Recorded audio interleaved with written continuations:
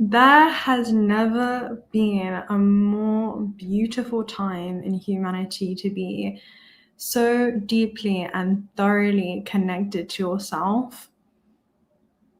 Family. I was not expecting to go live at all today, so this is kind of a spur of the moment one, yet it's actually paramount and imperative that we discuss the things that we are going to just touch on today. It's just the tip of the iceberg of what we will witness happen as far as changes and transformations go within the system we're immersed in. Pluto has indeed stationed retrograde today. So I'm sure we've all been feeling very, very interesting. I'm sure that we've all been also observing a lot of interesting shifts that are initiating within our collective. So I just wanted to hop on here and see how you guys are doing and if there's anything in which you've been experiencing as well. But just touching on it a little bit more, this is us essentially entering not just our own subjective soul review, but this is like a collective review that's going on right now with Pluto out of bounds. Okay. This is the time where we're turning inwards and there's a deep observation that's taking place, even when it comes to our own relationship to ourselves and also our relationship to this material third dimensional experience and plane.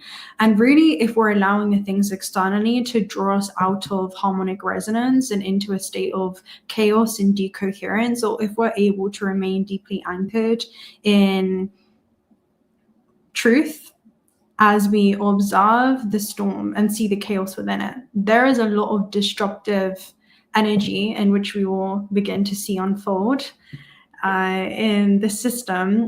However, it is going to bring about major transformation. That destabilization is designed to almost leverage us to be in alignment with a trajectory that is going to be for the greater good of humanity. So it's very important. We'll see a lot of disruptions before the moment where humanity merges with the stars once again, and I feel like that's what it is that we're observing. So hello everyone, blessings. Hello, new gifts just activated. Beautiful to see. You know, Pluto is an excavation energy, so it's bringing up a lot within the psyche.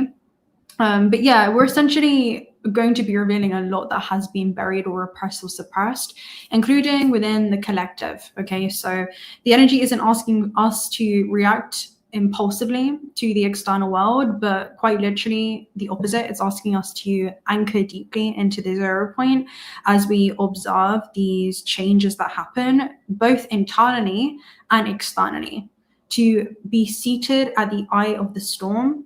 And that's very much the energy that's coming through. And I actually had this in one of my Mexico cards here. But yeah, can you hear the voice of your heart amongst the chaos would be the first message. And many people are going to be finding themselves revisiting old timelines, old storylines. Pluto energy is, you know, very scorpionic in nature. So things that have still been hung up in our field, any kind of unresolved emotions, will be revealing themselves. It's essentially for us to witness them and view it from a higher octave of consciousness so that we can enter into a new point of divergence that can begin to emerge within us, and how not only we see our own life experiences, but also the larger collective field that is becoming louder at this time. All right, that's the main reason I wanted to come on here. The collective field and the things in which we are going to see happen in the world, just what's written in the stars and the astrology, and how the movement in the cosmos is inseparable to the themes that we'll be seeing arise on this planet, are inseparable. Okay, so energetic sovereignty is going to become more important now than ever. Okay, discernment, and knowing who you are is going to become more important now than ever. This is what so many of us have been training for. You are going to model that different example. You're going to embody that different example.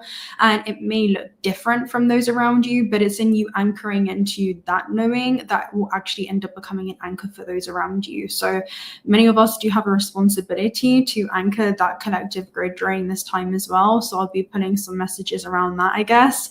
I didn't expect this today. It was all very abrupt. I just got done with some personal sessions, and I was actually summoned on here to just connect with you all and see how we're all doing here.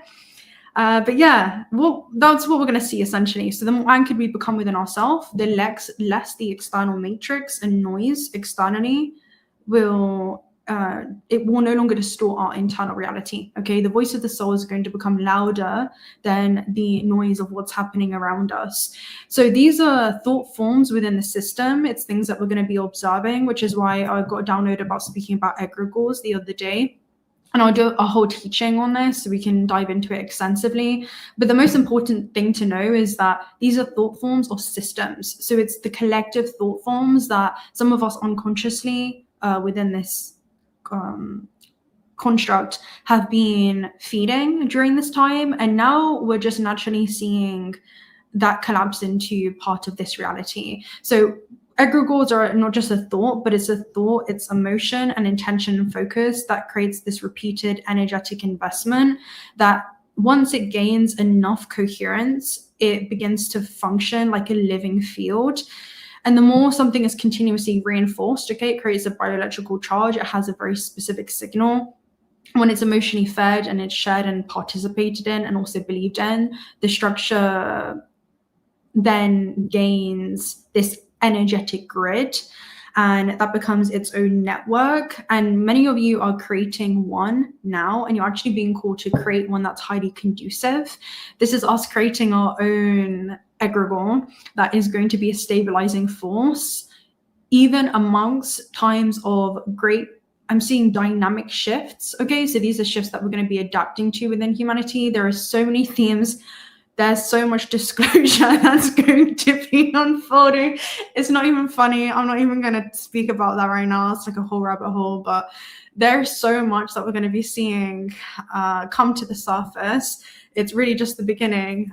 So whether this is consciously or unconsciously, you're being called to create a conscious egregore, something that you're consistently pouring your life force into right now. That's going to become your grounding anchor. It could be a vision, it may be a healing journey, a community, an art form, a mission that you have, or a new identity. Whatever you're investing your life force energy in is actually going to generate its own field around you.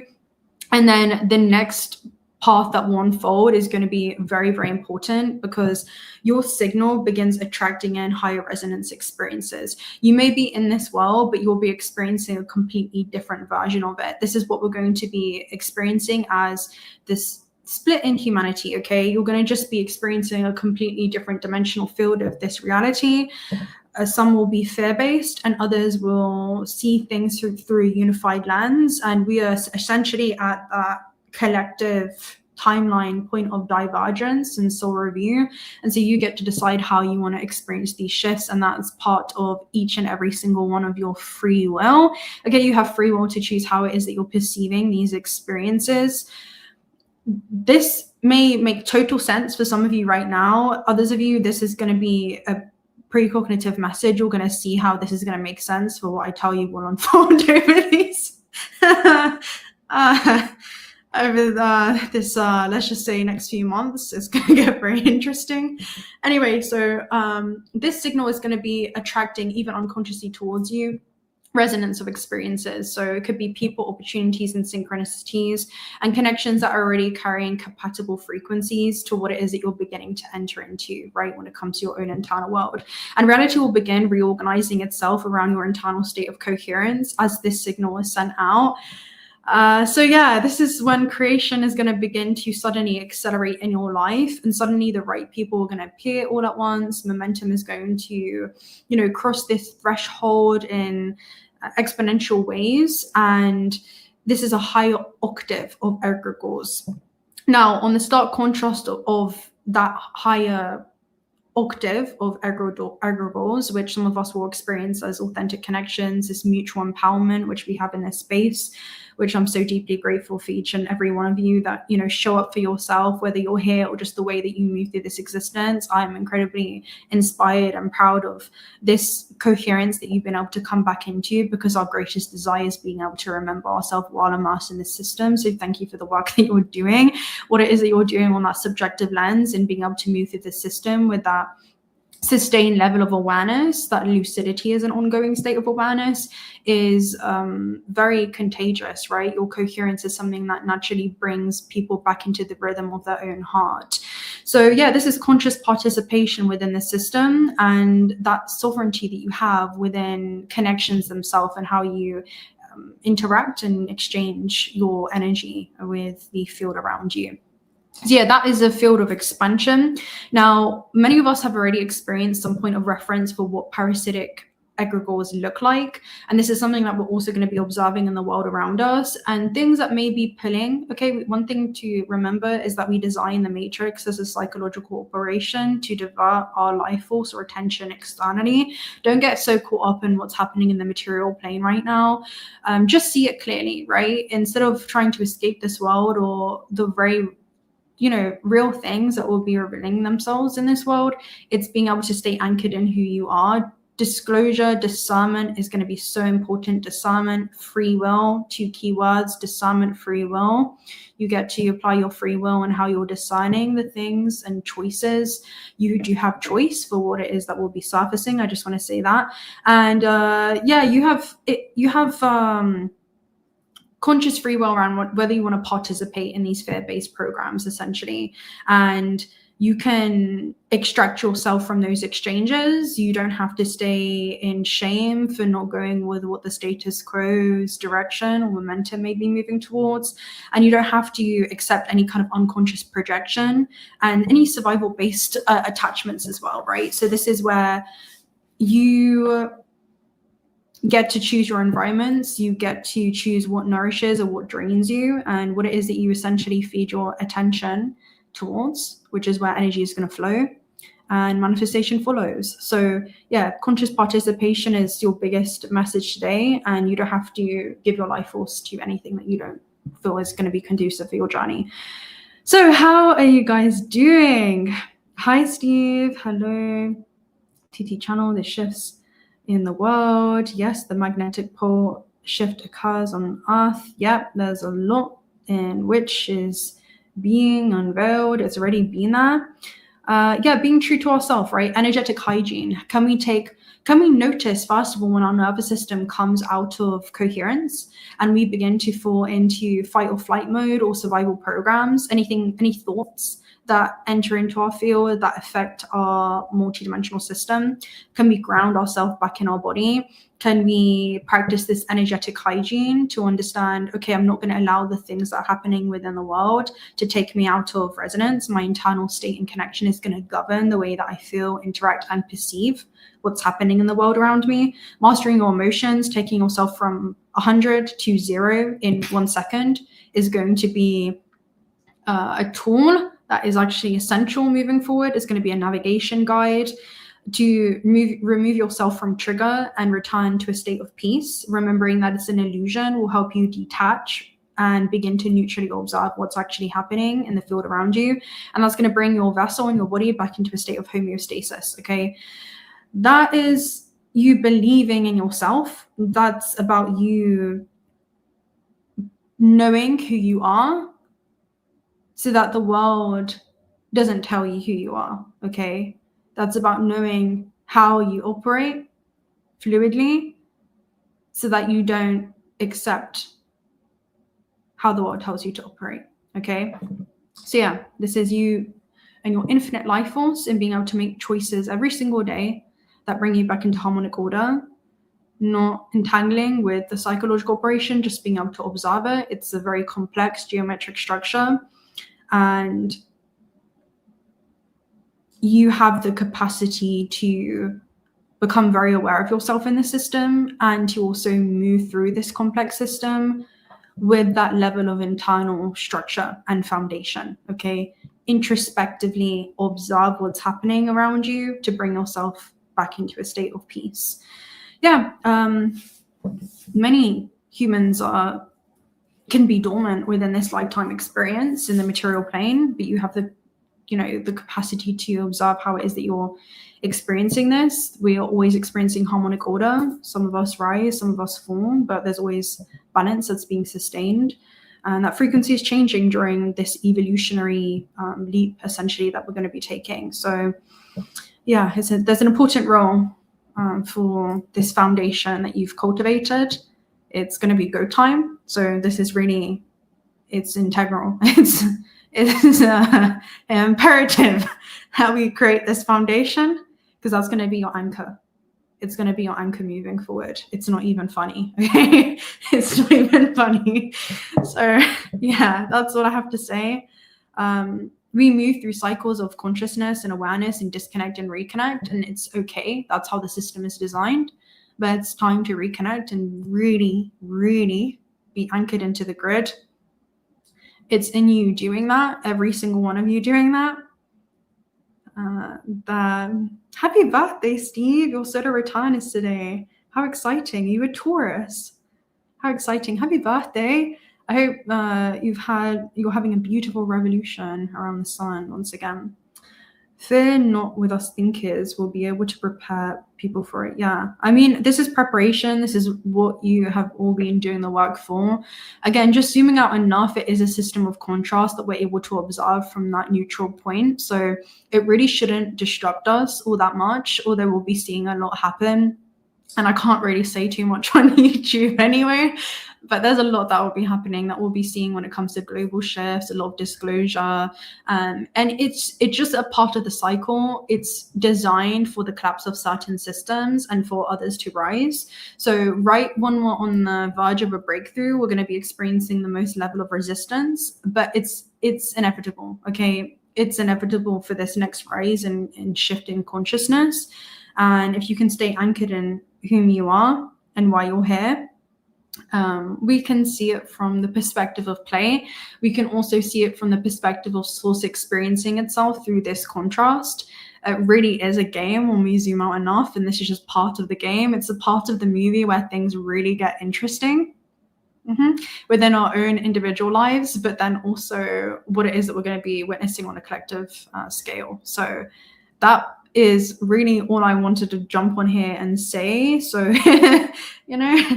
it's going to be big shifts. Yeah, for sure. Extraterrestrials, there's a lot that we're going to be seeing.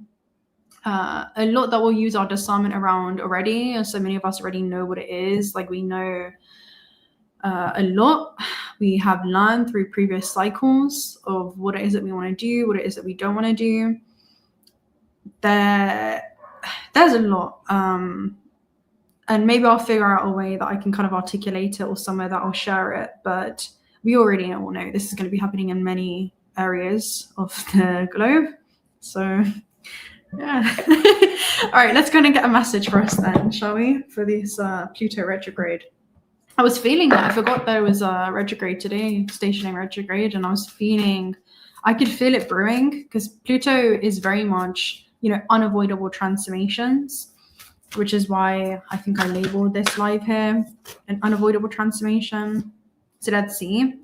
We have two energies that came out before I was ready. By the way, they named the last time it happened Noah's Ark. Yeah, Noah's Ark, there's a lot. I mean, I have so many notes even about that, but that's gonna, he was taken above board on the ship, and he was able to see things from a higher octave, a higher landscape, where he could see everything that was happening. And the messenger energy, there's so much to it. Anyway, emerald tablets.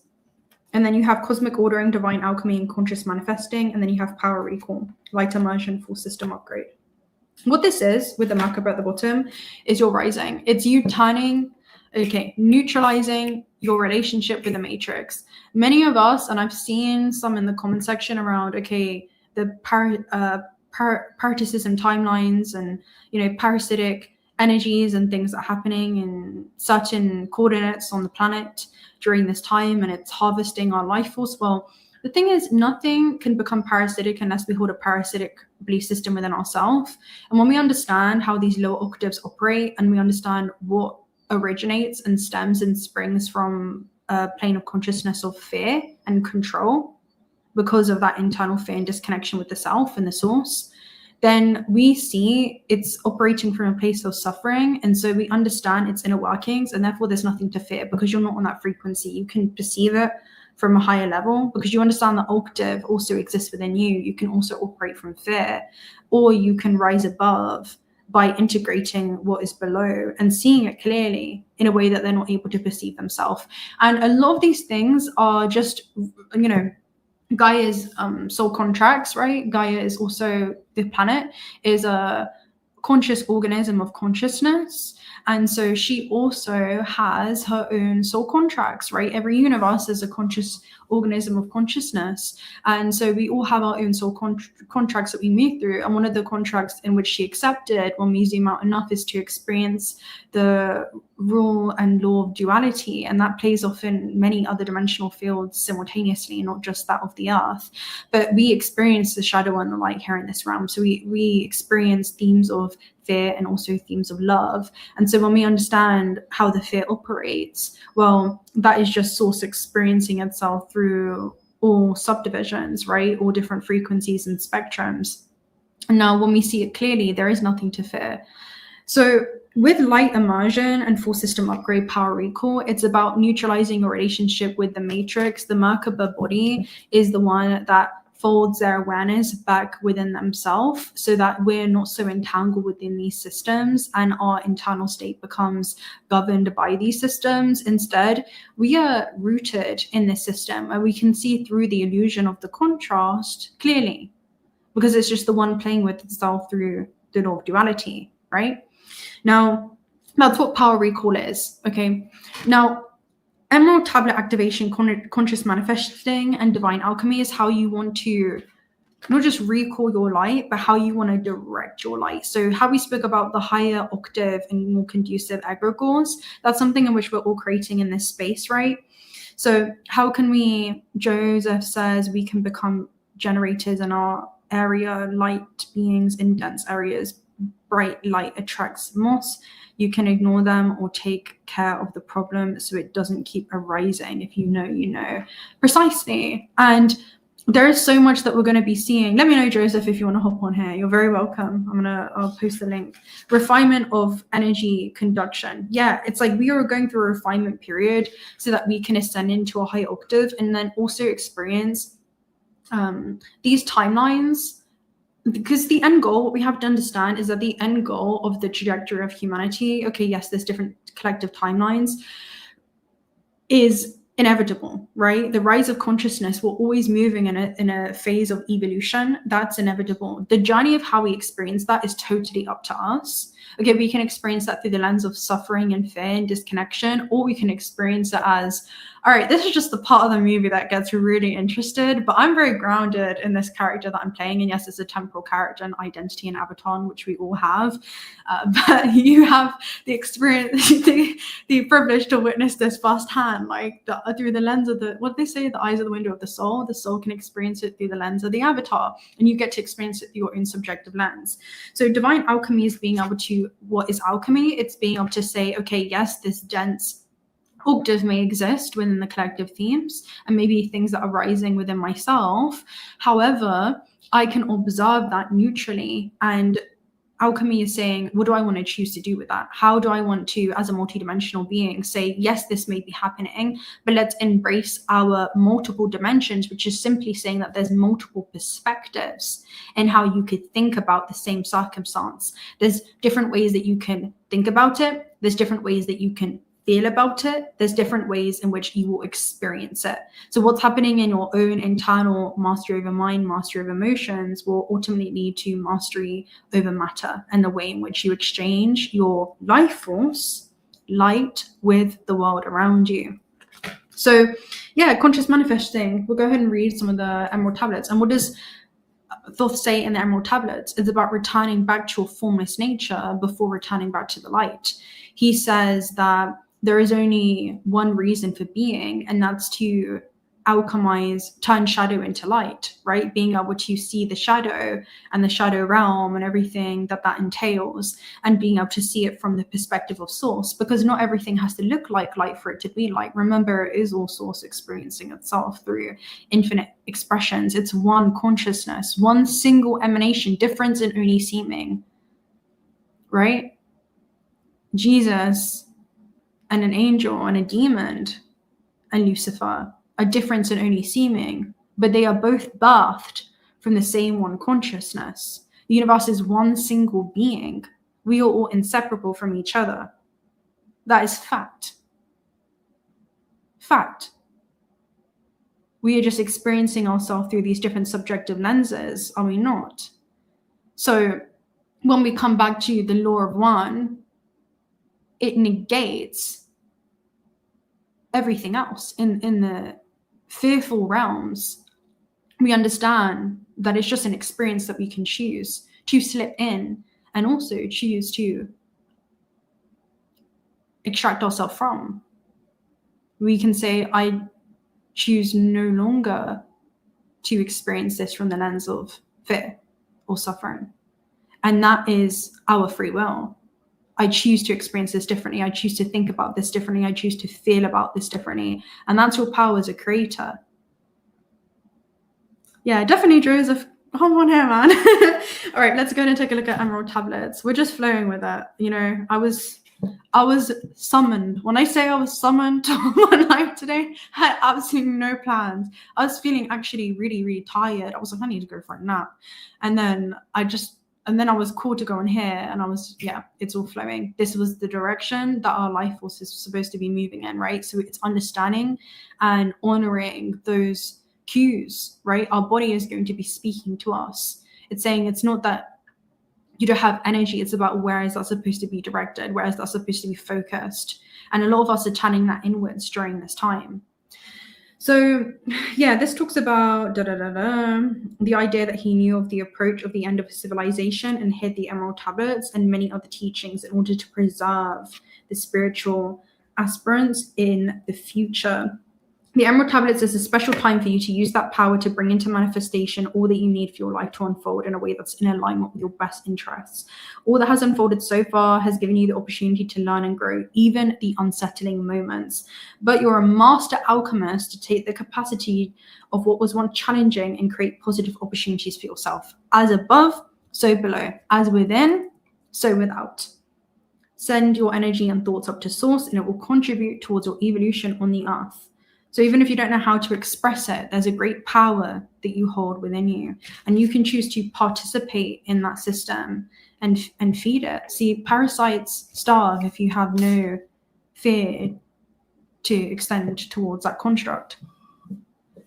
So let's bring Joseph on here. Hi, Retro. So. You're looking well. Thank you for hopping on. No problem.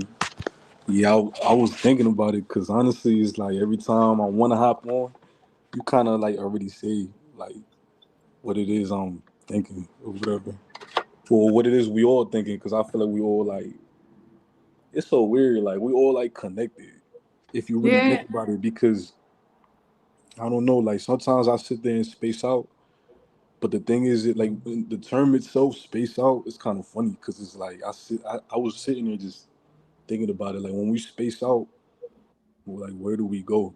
You know what I'm saying? Like I feel like I don't know, like we're just conducting. We're like so we all like one thing, but we're conducting many vehicles at the same time.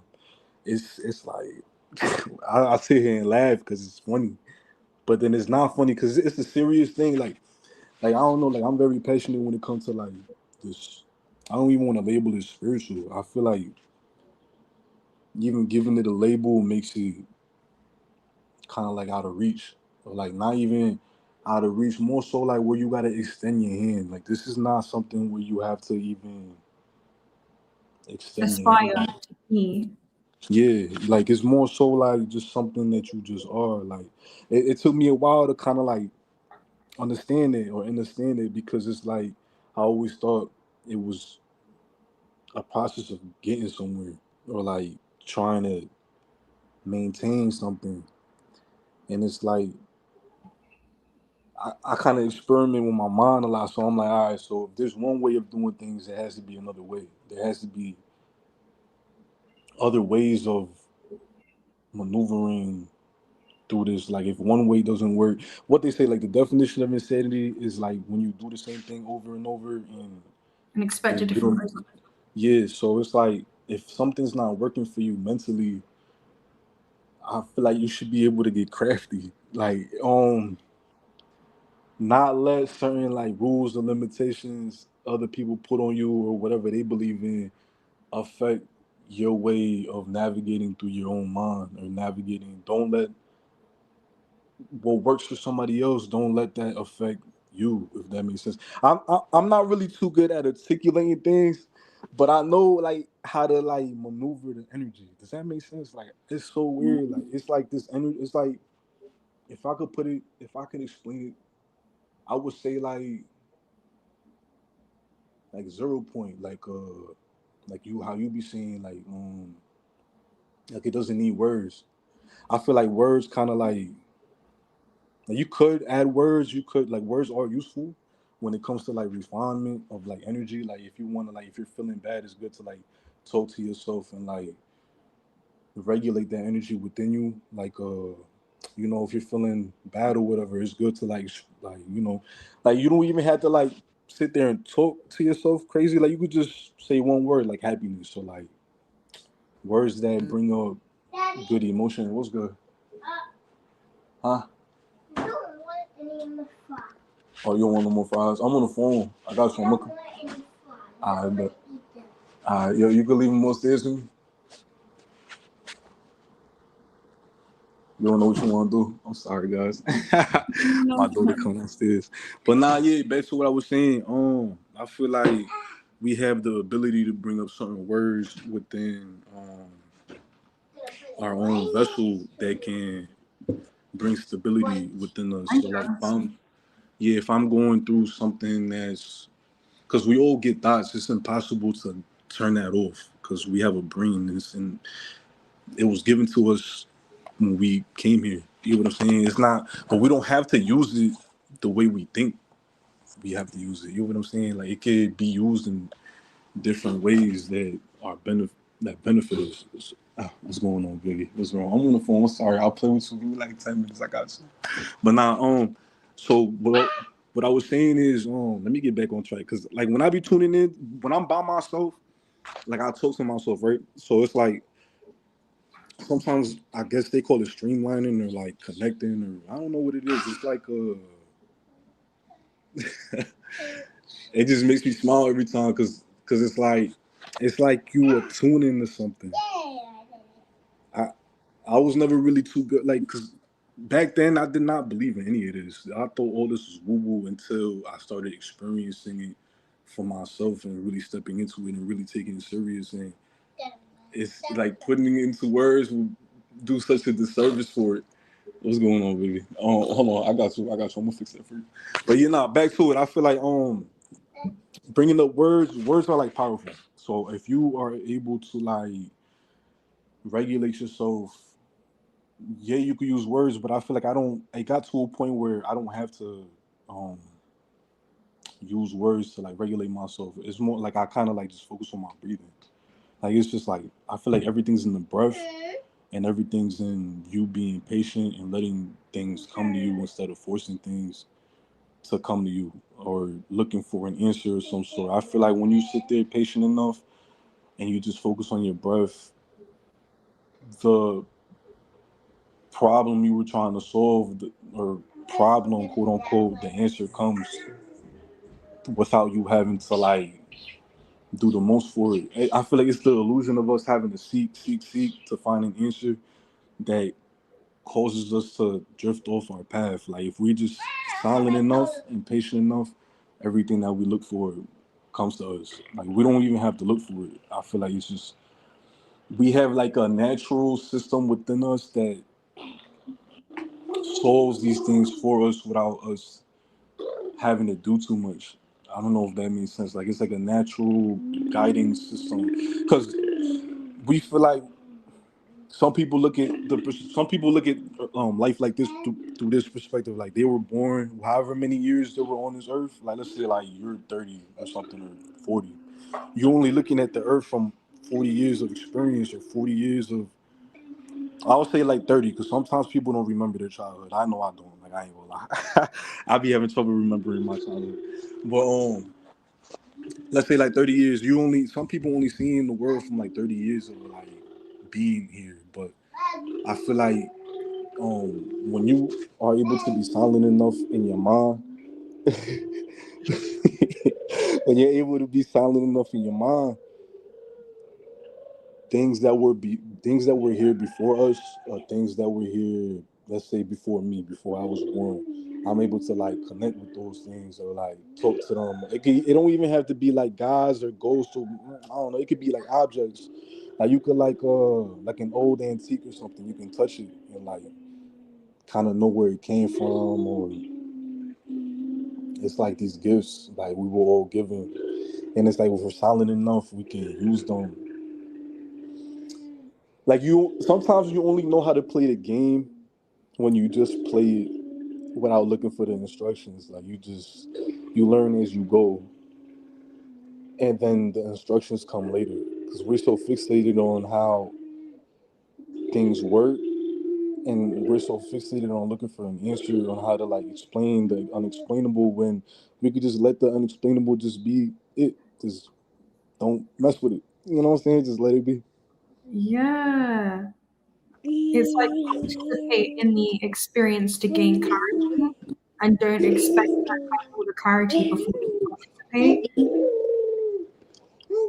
And that could be the how or the when something unfolds, but just knowing why we want to partake in something and what we maybe want that experience to kind of be or feel like. There's so much that you said there. I made a note for like the morphic field of what you were explaining in the beginning, where you said sometimes we just know things where we have that shared collective intuition, and that's part of the morphic field. We all have that ability to read our own holographic DNA, and that thus of the collective. This is a whole memory field that we're immersed in, where we can tune into where everything is by going nowhere. That's what you said, basically. You said, well, when I go nowhere, you tune into the field of everything existing simultaneously, Mm-hmm. and also simultaneously existing in the void. And then being able to kind of not force and just feel like you have to do things in order to gain clarity, but sometimes it's just in being that clarity finds us, or the answers find us, because we have to put ourselves in a receptive state of surrender, and that's tuning into the divine feminine to be able to actually receive. And so many of us actually block ourselves from fully receiving all of ourself that's awaiting integration simply by our inability to surrender. That surrender can be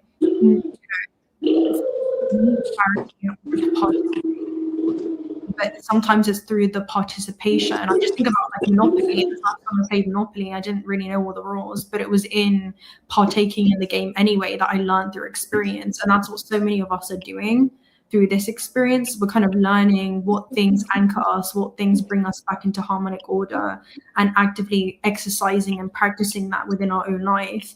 And that's something that's built our own internal system of regulation that is going to assist us in this next chapter. We know how to anchor ourselves now, and we've gotten really good at being able to anchor ourselves even amongst the chaos, and that's going to be our tool moving forward. It's something that we've all cultivated within ourselves, and that is one of the many gifts in which we will have. Not that you're ever like unlocking really anything new. It was already in the field, and you're finally accessing or in the field. Yeah, that's another thing that be tricking, like it be not tricking me, but like kind of like psyching me out, is that we're not learning nothing new. This is all something that's always been there. So it's like I don't know. I just sit back and laugh because when you like you said when you zoom out, everything's not as of a big of a problem as we think it is. Like I feel like the things that we go through, if we allow them to, all right. So this is like the physical plane, right? And we can allow situations to get to us, but I feel like that is only extracting our life. So our attention is our life force, right? And the way we feel is our life force.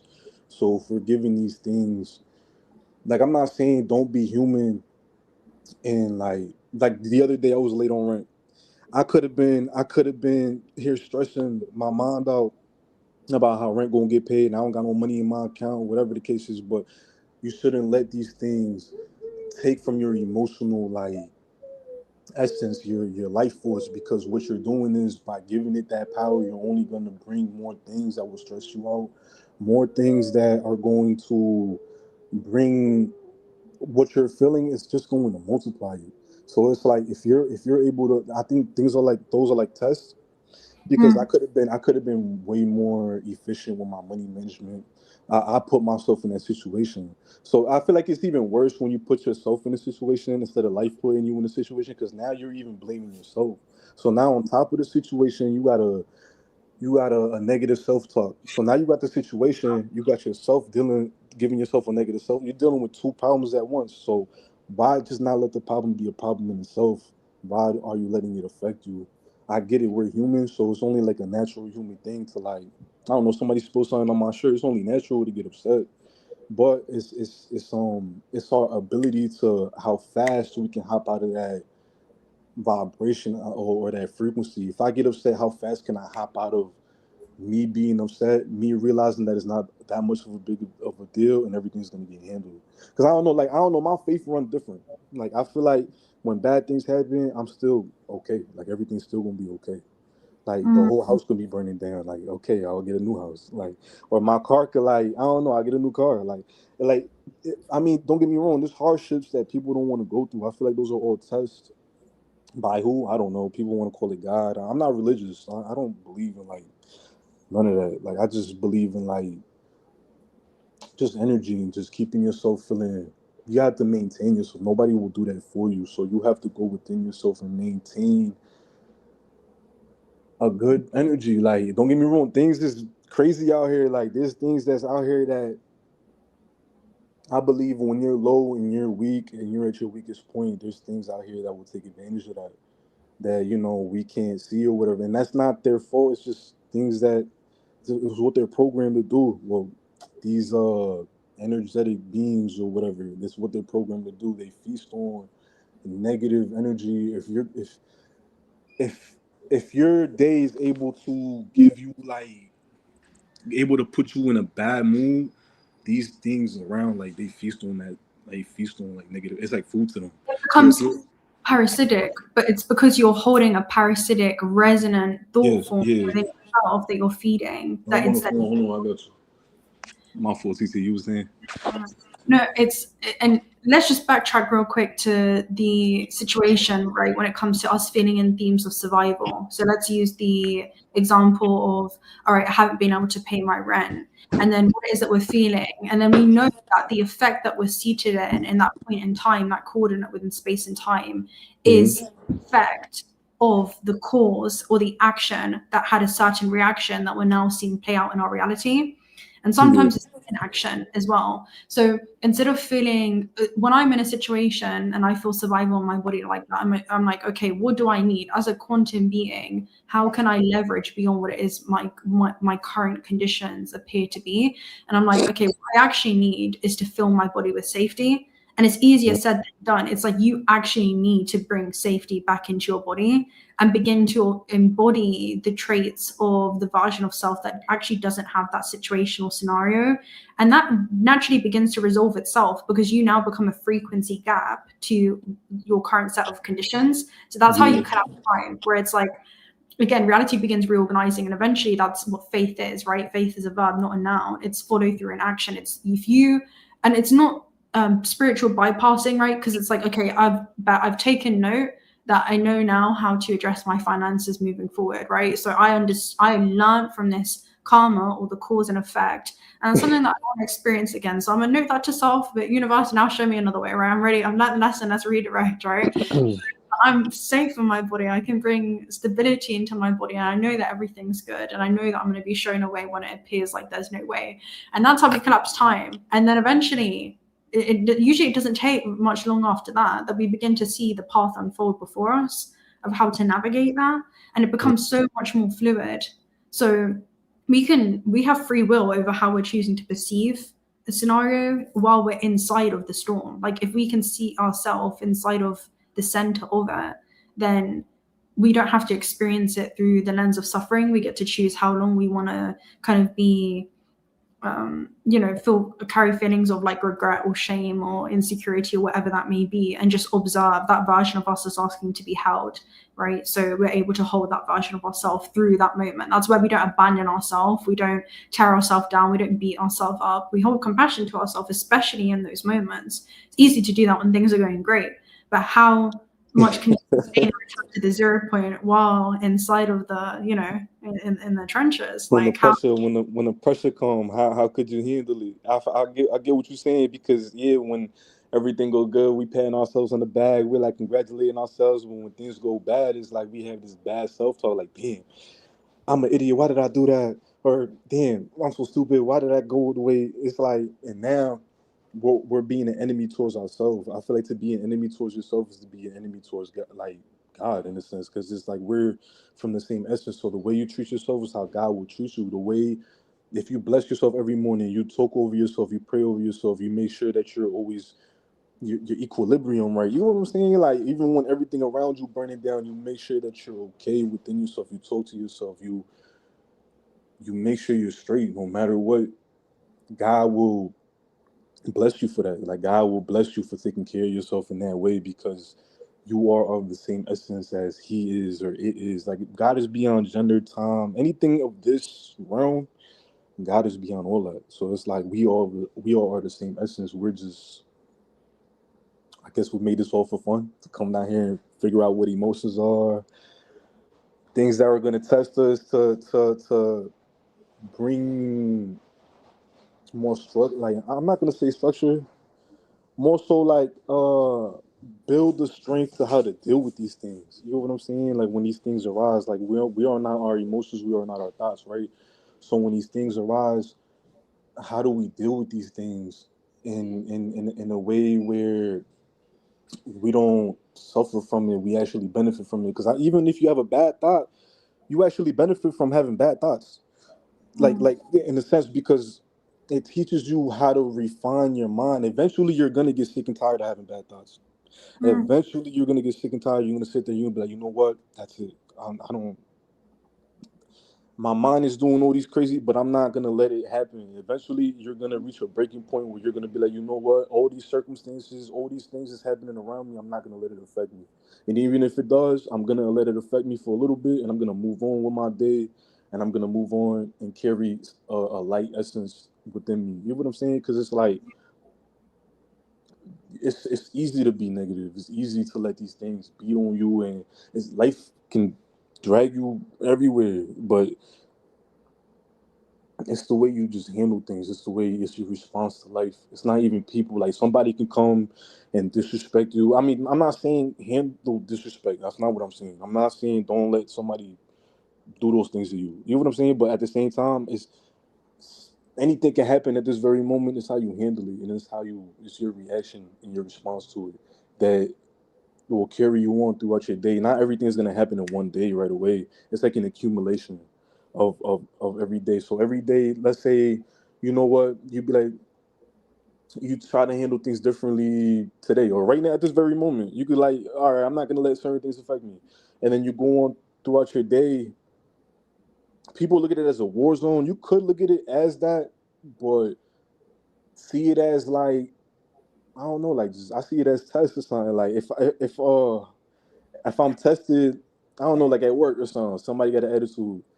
I'm not gonna have an attitude with that person because of what they're showing through their. I don't know how their day went. I don't know. I don't know anything. So they probably got an attitude, but that's something personal with them. That has nothing to do with me. So for me to give that energy back as a mirror would be wrong of me. No, you have to let people express themselves and not take it personal, because it's like, now let's say if I were to let that energy rub off on me now, what I have done is I have hopped off of my pedestal, and now I'm creating energy that's down here instead of energy that's up here. That will benefit me. Now I'm creating energy that's only gonna disrupt my day, or if I stay in it for too long, that is. You know what I'm saying? If I'm in it for too long, that's why I feel like it's important to know, yeah, to get to know yourself and your emotions, but it's also important to know in what emotions you should sit in and in which ones you should not. You know what I'm trying to say? Like, don't run from your emotions, but don't sit in the ones that won't benefit you. Because Yeah. these are like tools. Like, I'm not gonna say tools, but these are like gifts given from God. And it's like we see him as, oh, I'm just mad, oh, I'm just sad. You can turn, let's say somebody's furious, as it can be. That same anger can be used as fuel. Like just because it's a negative energy doesn't mean that it can't be transmuted into, because it's powerful in itself. Negative but transmuted is just as powerful, so it could be used. It doesn't, because a lot of people, let's say you're mad, you go break stuff. You could have used that same anger and go do some push-ups or something. Now one is negative. One, now you got something broken, your phone broken or something negative done happen. But the other one was more beneficial. You use that same anger, but in a beneficial way. So I feel like using our like these gifts in a beneficial way, yeah, they might seem small, yeah, we might not think nothing of them, but it's very powerful, because even words that come out of our mouth, like when I speak right now, like it's not me speaking. It's so weird, like it's coming from, I don't know where it's coming from. I don't even know where it's coming from. Long story. Yeah. Who is this? It's I'm gonna get back to with the whole theme of just oh, embodying a different example,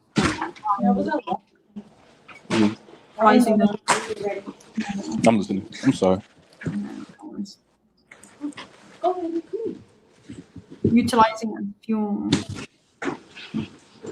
Yeah, I think some of my greatest, us all being alchemists, is literally transmuting shadow into light. So how can we utilize, okay, yeah, we may be feeling this emotion, but what do we want to choose to do with it? And a lot of us, or all of us, we innately know what to do with it. We are energy beings, and that's what the magician does, right? He's a transduction system. So he can take a lower energy form and he can transmute it into a golden opportunity, right? He takes leaden experiences and he turns them into something golden, something that is going to be very valuable for him. And I know in my own subjective journey, some of the deepest pain that I felt, some of the deepest anger that I felt has been channeled into a source of motivation for me. Like, those are the things I live for. Like, give me something to be angry about. Now it's very hard to get me angry, but if something to be angry about, because I will turn that into fuel motivation like no other. Like, if you want to see me get tunnel vision towards a goal, please doubt me and underestimate me, because it gives me an opportunity and sends me an invitation to see I don't doubt my own power, and I see it as an opportunity in which I will seize to not even just prove you wrong, but to prove myself right. And that you don't have to take on the projections of those around, of the insecurities of those around you as your own. And it reminded me of yesterday I was speaking to some neighbor on the complex, and it was so interesting because the whole conversation was essentially about helping him navigate his own internal complexities and the discourse that he's felt within relational dynamics within his own family. And it's been helping him see that from another perspective that helped him ultimately change the way that he's feeling about it. And when he changed the way that he was feeling about it, he was able to neutralize that cord. So it was like wounds that were seeking resolution from those around him, but he realized that he didn't actually need the other person to give him compassion or understanding. But he was able to give himself that understanding and compassion, and in doing that, he healed himself in the dynamic before he even re-entered back into the exchange. And what he was able to do is he had for example, he had a fallout with his brother, right? For so many years. And he said, well, his brother is very mean and angry and projects a lot of insecurity on him. I said, okay, well, how does that make you feel? And he's self-aware enough to say, okay, well, that makes me feel very angry. Like, I know I can destroy him, right? Like a lot of egoic themes. I know I can hurt him, whether that be psychologically, emotionally, physically. I know that I can destroy him, and there's a part of me that wants to, but I know that if I do that, it's not going to be in the best interest of either of us. To hurt him is also to hurt myself. So it was about him being able to navigate that dynamic and see, okay, his cruelty, his brother's cruelty, actually springs from a place of weakness and insecurity and disconnection with himself. When you understand how that fear and the lower octaves and realms operate, and how that wound that's being expressed by that individual is not them acting their age, they're acting the age of when the wound was created. And so that inner child wound is coming to the surface in the present moment.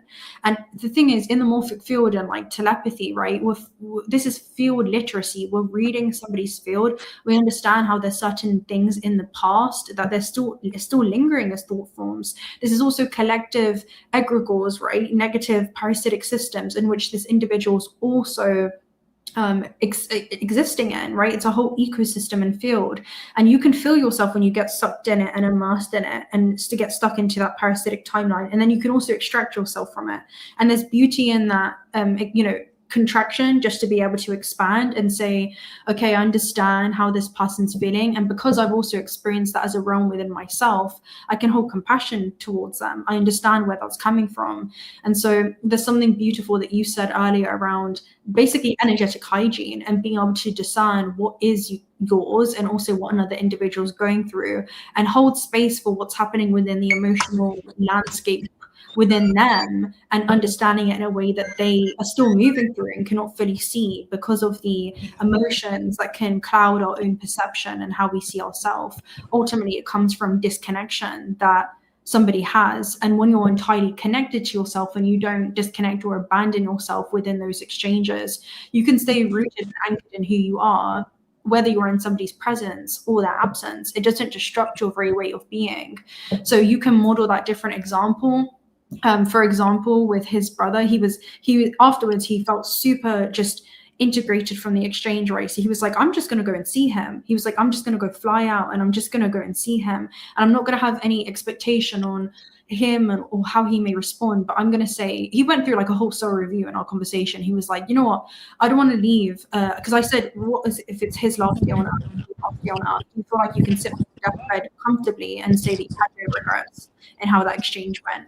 And so it was at that point no longer a thing of, okay, I'm going to tell you the things you did wrong, or you can do things, okay, you need to do this thing or not do this thing so that I can feel this way, because that becomes an exchange that's parasitic because it's conditional. It's saying you need to be this kind of way so that you don't trigger me, right? Or you need to not do this thing so that I feel at peace. No, you don't wait for that to happen. You unconditionally accept how somebody is, how they're operating, whatever's going on in their inner world. And you're saying, you know what, I don't need you to change. And the paradox is, when you accept somebody as they are, you give them unconscious permission to finally accept the parts of themselves that they haven't been able to.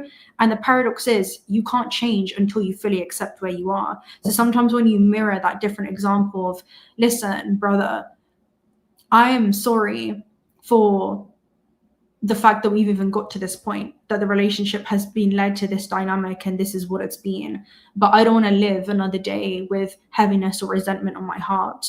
And it was no longer a thing of, I'm going to say, I forgive you, because all is forgiven. Sometimes it's not the things that we say, but the things that we don't say. Sometimes it's just humility in itself, and not attaching or holding on to the past and allowing that to define who you are or how you show up in the present moment and dictate the course of your future as well.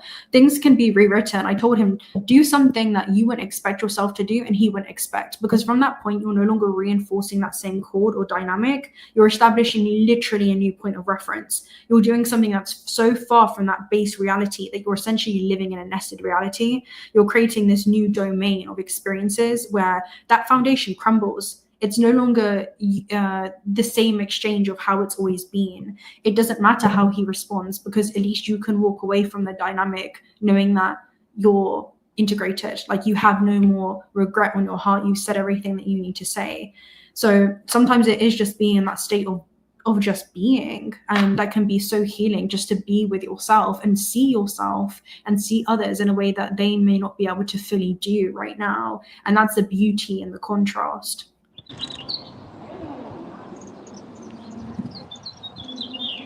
Yeah,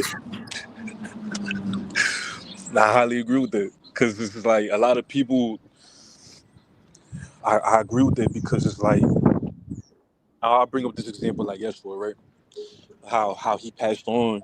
He could have passed on with all that hate towards them people that did it to him. Like let's say like a lot of people nowadays you don't know when your last day would will your last day on earth because we live forever. I believe we live forever. We're infinite beings. Like our energy doesn't just disappear. It either like that's a whole nother story though. But long story short, I feel like you never know when your last day is. So it's like for you to bear hate towards anyone, or even at the end of the day, when you lay your head on your pillow, you shouldn't be bearing no hate or resentment towards like anyone, regardless of what they have done. Don't get me wrong. There's some things that are just unforgivable, but forgiveness is like a superpower in a sense. Forgiveness is what lightens the soul because when you're sitting there with this resentment in your heart, the heart is like the soul, and like I don't know. When you're sitting with these things within yourself, your system is not. It got rocks in it. Like you get what I'm trying to say? Like it's like it's not flowing how it needs to be because you're holding on to these human emotions that are not being like they're not benefiting. It's energy and motion, right? Emotion, energy, and it's wanting to go somewhere, but it's so stagnant. If you think about resentment, well, it's a really slow oscillation. It's this low bandwidth. And so it's so much density that then creates a block that disrupts the flow of life force moving through you. So it literally pollutes the runway of life force or source being able to express itself through you. And I say forgiveness does not always require reconnection. Sometimes that forgiveness is just being able to forgive for yourself, because resentment is like drinking a poison and then hoping that it kills your enemies. It does no benefit to you holding on to or harboring onto that resentment. That's the scales of justice, right? The feather against the heart in maths. Is your heart lighter than a feather? Ultimately, our biggest lesson in this dimension is to learn to return to truth and love. Can we love an agent? Can we love, like a huge thing that was coming up as well, which is probably worth bringing up in the discussion I had yesterday with this man, was I was explaining the nucleus of a family to him, which was just mind-blowing, but I was like, I'm not telling you anything new. This is things that you already understand. I'm literally just articulating it. So he grew up in, and so many of us have, right? We've grown up and we've created this identity mold in certain religious structures or the families in which we've incarnated into, at least the effect or the karma, right, of the cause that's been repeated and reinforced generationally. So we find ourselves in these systems or this nucleus of a family, this ecosystem of experiences that's quite limited in range. It's usually familiar. It's something that's been reinforced. It may be something traditional. And eventually, a fractal awareness becomes conscious of itself and it begins to question these systems, maybe question certain traditions or question its belief systems. Okay, like why am I this identity or this mold, or why do I have this belief system? Is it truly mine, or is it something that I just inherited or that was passed down? Have I just become a product of my environment?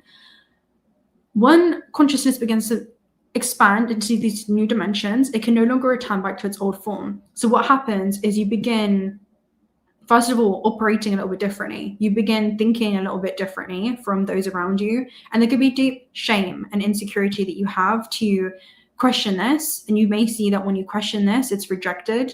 And eventually, when you begin reinforcing new ways of being, perhaps you step outside of religion, you step outside of a model or tradition, something that was expected of you by the external, and you begin to reinforce new ways of being, there's this breakdown, this subtle breakdown. And what you'll see happen is you will begin to trigger those within that nucleus of a family that's drawn in through that resonant wound.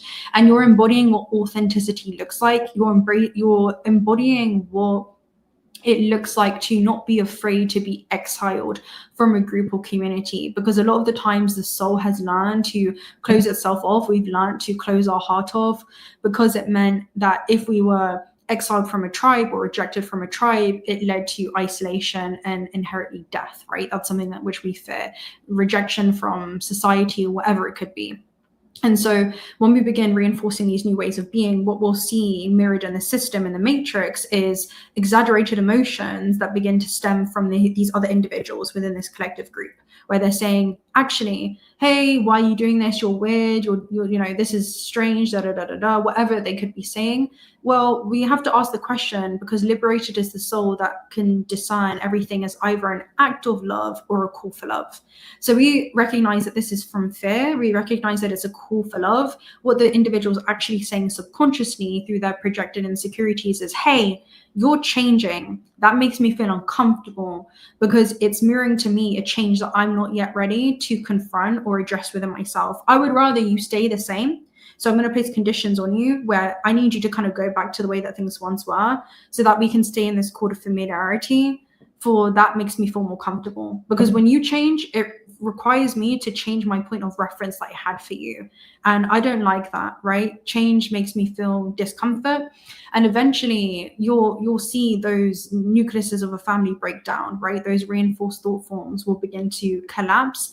And eventually you'll step into a cycle of authenticity. And as that happens, those who are not in alignment with this full version of self, instead of you feeling like you have to dim or reduce yourself to try to fit in or be accepted, will begin to collapse away.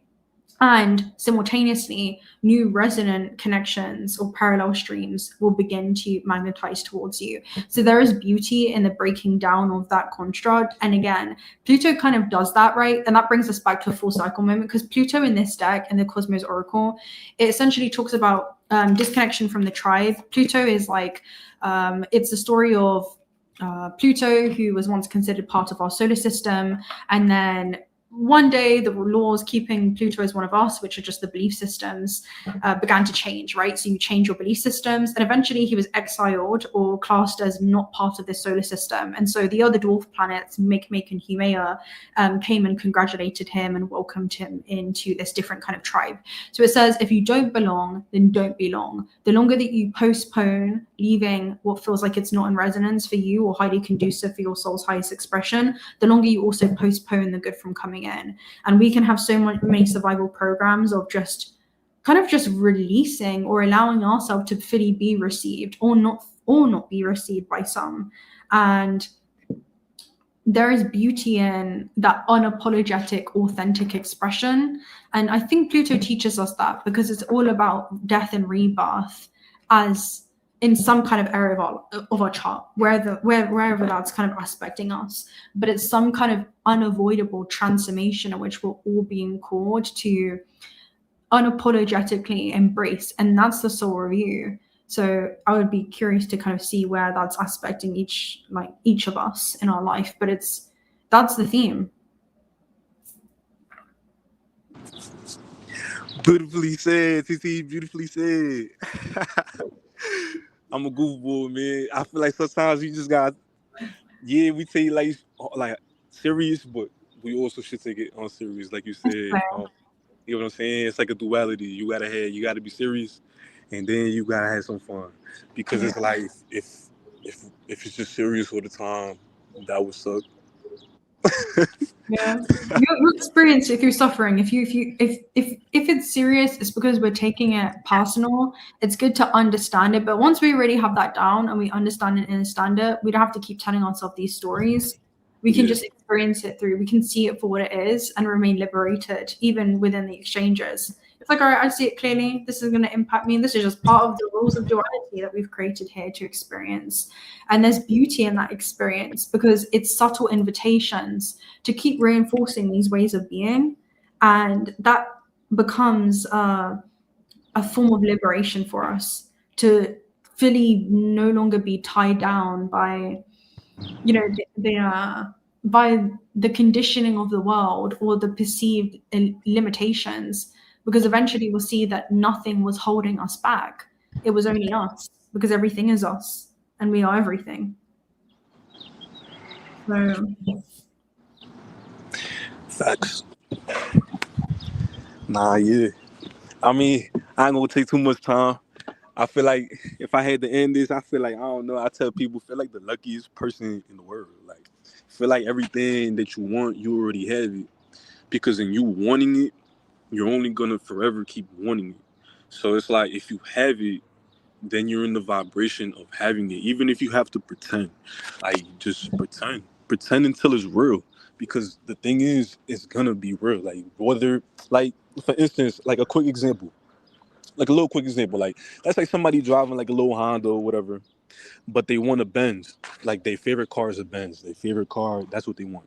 So eventually they drive the Honda like if it was a Benz. They take care of the Honda as if it was a Benz, and eventually they get the Benz. It just works out that way because it's like they envision them. They ain't look. Yeah, they had a Honda. Like their third dimensional reality was showing them the car that they had, but in their mind, they was driving the car that they wanted. They already had it.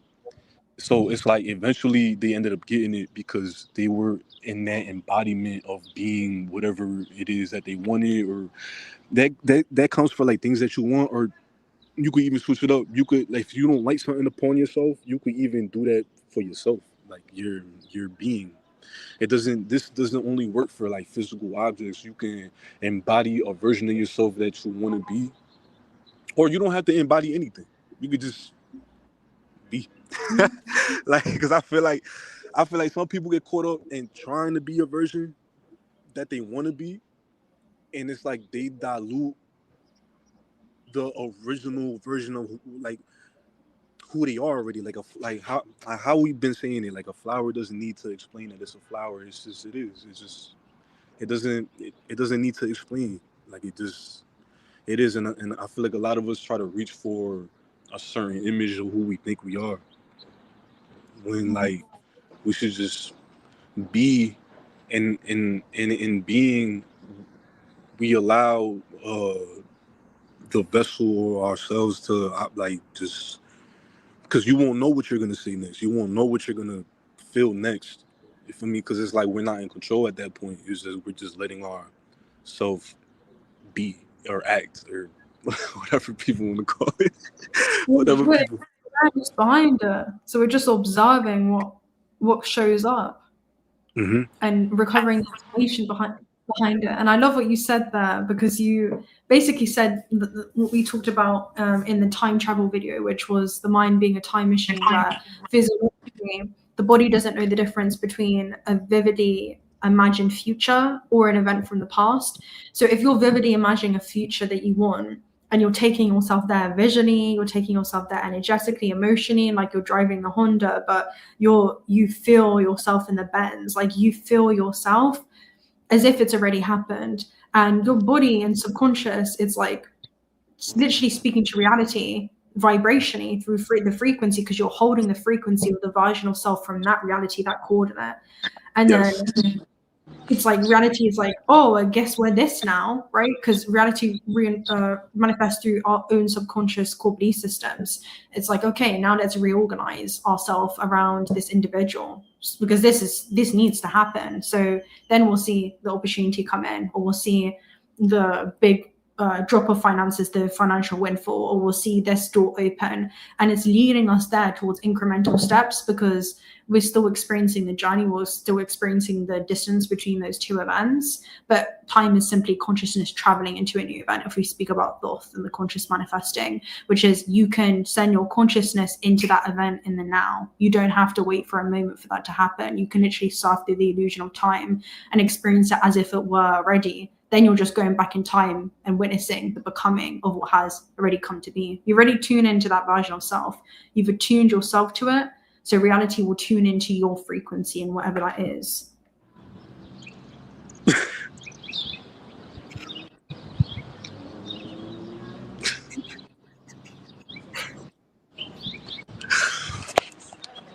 Yeah, because it's like we've been taught the opposite. Like work hard to achieve the things that we want, when really once we achieve, it's not even nothing to achieve. Because we can have anything that we want.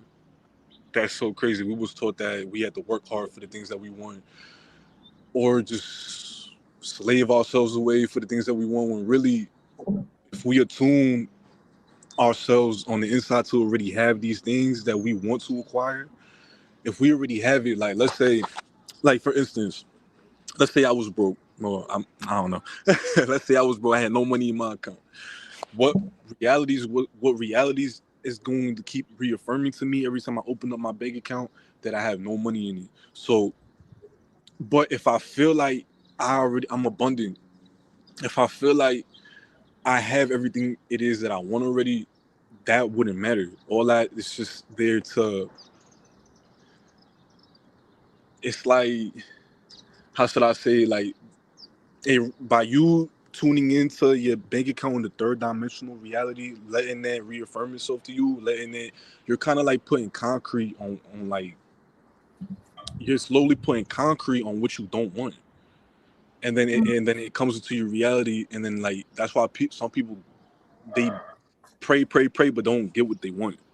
You know what I'm saying? But when you thank God already, or thank whoever, like just thank yourself, I guess, for whatever it is that you want, and just already thank the universe in advance for what it is that you want, you already have it. So now every day that goes on, it might not just come like that, but like, let's say for instance you want to be rich or something, I don't know, you might just get an opportunity a week from today. You might just get an opportunity that leads you to a job, that leads you to a better position, that leads you to meeting somebody that puts you in a position to be rich. You're not just gonna get a check. I mean, you might, who knows, like, we magical, we might, I don't know. But I'm not trying to feed nobody delusion. What I'm trying to say is like, when you align yourself, you get what you want. Like, you get what you get, and you don't get upset. So if you putting out to the universe that, like, all right, so if you're three-dimensional reality, you're struggling, and you're on top of that struggle, you're talking to yourself, you're not doing anything to fix that problem. Like, you're being a problem on top of the problem. So the thing is, like, we should just let the problem be a problem in itself, and try to be the light in the problem. You know what I'm saying? Because the problem's still going to be there whether you complain about it or not. It's the fact that we got to let it be its own thing, learn from it, and be a light. So that way, when things like that arise again, we're not affected in the same way. We're not affected as deeply. We learn how to rub things off our temple, our energetic body, our energetic. This is the physical, you know what I'm saying? But like, I feel like, I don't know, I'm mad animated. But like, yeah, I feel like I believe in, like, this is the physical. Like, it's everything's way deeper than this. Like, we're stressing about this. And what I hear you saying, and I think a good analogy would be there's so much that came through when you're speaking where I'm like, that's such a good analogy, where when we're bioelectrical beings, right? So when we're in a low frequency and we're feeling like we're in survival, like we have no money and we are in lack consciousness and we're in scarcity, it's like a dimmer switch where the light goes really, really low, the room is really, really dark, and we can't really see anything expansive beyond this moment, and we don't even know how to navigate our next steps moving forward, right? That fear keeps the organism in contraction, right, in a state of paralysis, analysis paralysis. But when we begin to lift our vibration enough, and this is an exercise that I love to do, so let's say you keep reinforcing, you're checking your bank account, you're not happy with the numbers that you see, then you're just going to keep reinforcing that, okay? But let's create a new force in the system. Let's say that we stop checking that for a moment. What we're seeking in this system really is not even money, but we're seeking energetic exchanges. So we're seeking a sensation, we're seeking an essence, and we're seeking an experience or feeling. And that is usually liberation. It usually looks like freedom. It looks like not being restricted in how we want to move. It looks like being abundant, being free, fluid in the system, whatever that is. And let's just say we're seeking safety and stability as well. So let's really anchor ourselves back in the body, just disconnect, neutralize our cord from the matrix, come back into the feminine, come back into the realm of energy, because that's what the system truly is, and lift our vibration enough so that we can begin to see our next steps forward clearly and how we want to direct that consciously as applying the masculine in the physical realm. So let's say if you really sit in it subconsciously, I don't know about you guys, but when I do it, I sit and I feel and tune into the field where I'm a millionaire. And it's not somewhere that's out there. It's somewhere that's like right here, right now. Oh no, screw that, billionaire. Oh no, multi-trillionaire. Oh no, the world is my oyster right now. I'm a highly abundant being. I always have been. I'm just removing all the shields and distortion and belief systems that have convince me otherwise. That's the conditioning of the world. Let's completely remove ourselves from the parasitic egregore and let's see this through the lens of source. I'm an extension and conduit of source. Source is abundant. I'm a fractal of that infinite potential in this realm. I'm now a conduit. Abundance is simply my birthright. It's not something that we should work hard for. It's something that we were programmed, but I'm just deconditioning myself from this program. Okay, now I see myself clearly. Let's really tune into the field of where I'm abundant. What would be the things that I would choose to do on a day-to-day basis? What would that look like? Whether that's a goal that you have, maybe it's a certain number, maybe it's a community that you want to build, maybe it's a certain accomplishment that you want in the external realm, maybe it's something that you want to experience in the physical material plane. If you tune into that like it's already happened, you are able to allow your subconscious mind to project that into a normal everyday experience. And it's not something that you're far-fetching from, it's something that you're anchoring. It's a sensation of liberation that you're anchoring into the now. What would I do? What am I going to do now? What will I do now? What would be my next muse? And then from that place, you lift your vibration enough to the point where, okay, let's see what these current limitations are. I've lifted it enough to the point where I can see this from a higher level of resolution. Now, how do I want to navigate these next steps moving forward? And that's where we bring the direction of the masculine. But if our vibration isn't right, it's like when we elevate our state enough, we can turn on the lights from that dim place into more of a clear place where we can actually see things clearly. We can see beyond. We've just taken our consciousness beyond what the here and now current limitations appear to be. We remember the universe is abundant, infinite experiences awaiting for us to step into them. The only lack that existed was within the mind. And when we energetically lift ourselves as a bioelectrical being into that vibrational state, we then begin to sync with an ecosystem filled with experiences where there are resonant opportunities and people that begin to gravitate towards us because we're a magnet. We are always a magnet and we're constantly attracting things towards us. And reality will keep reinforcing whatever your internal state of being is. So that's how you quantum hack the system. You're a vibrational battery pack. What is your charge, right? What are those thoughts that you have? What are the emotions that you have? Make sure that you're right first, because then you'll see that bleed into every area of your life, right? And gratitude is the only form of prayer. If we can feel gratitude for the present moment and the feeling that we're desiring to actually have in the now, that's the biggest form of prayer. Prayer is gratitude, and gratitude is prayer. It's inseparable. So if we can quantumly take ourselves there and vibrationally anchor that now, that's the real prayer. And then when you act from that place of being and you act from that place of knowing of what you are, who you are in this system, you're moving with coherence. And that is a magnetic. That is absolutely magnetic. Yeah, just yeah, gratitude for sure, definitely. I feel like we, as human beings, we get greedy, and it's like we want more and more and more, and we never satisfied. And that's the thing. Like, it's okay to be still. It's okay to just sit still, just be still. Yeah, I don't really have much to say.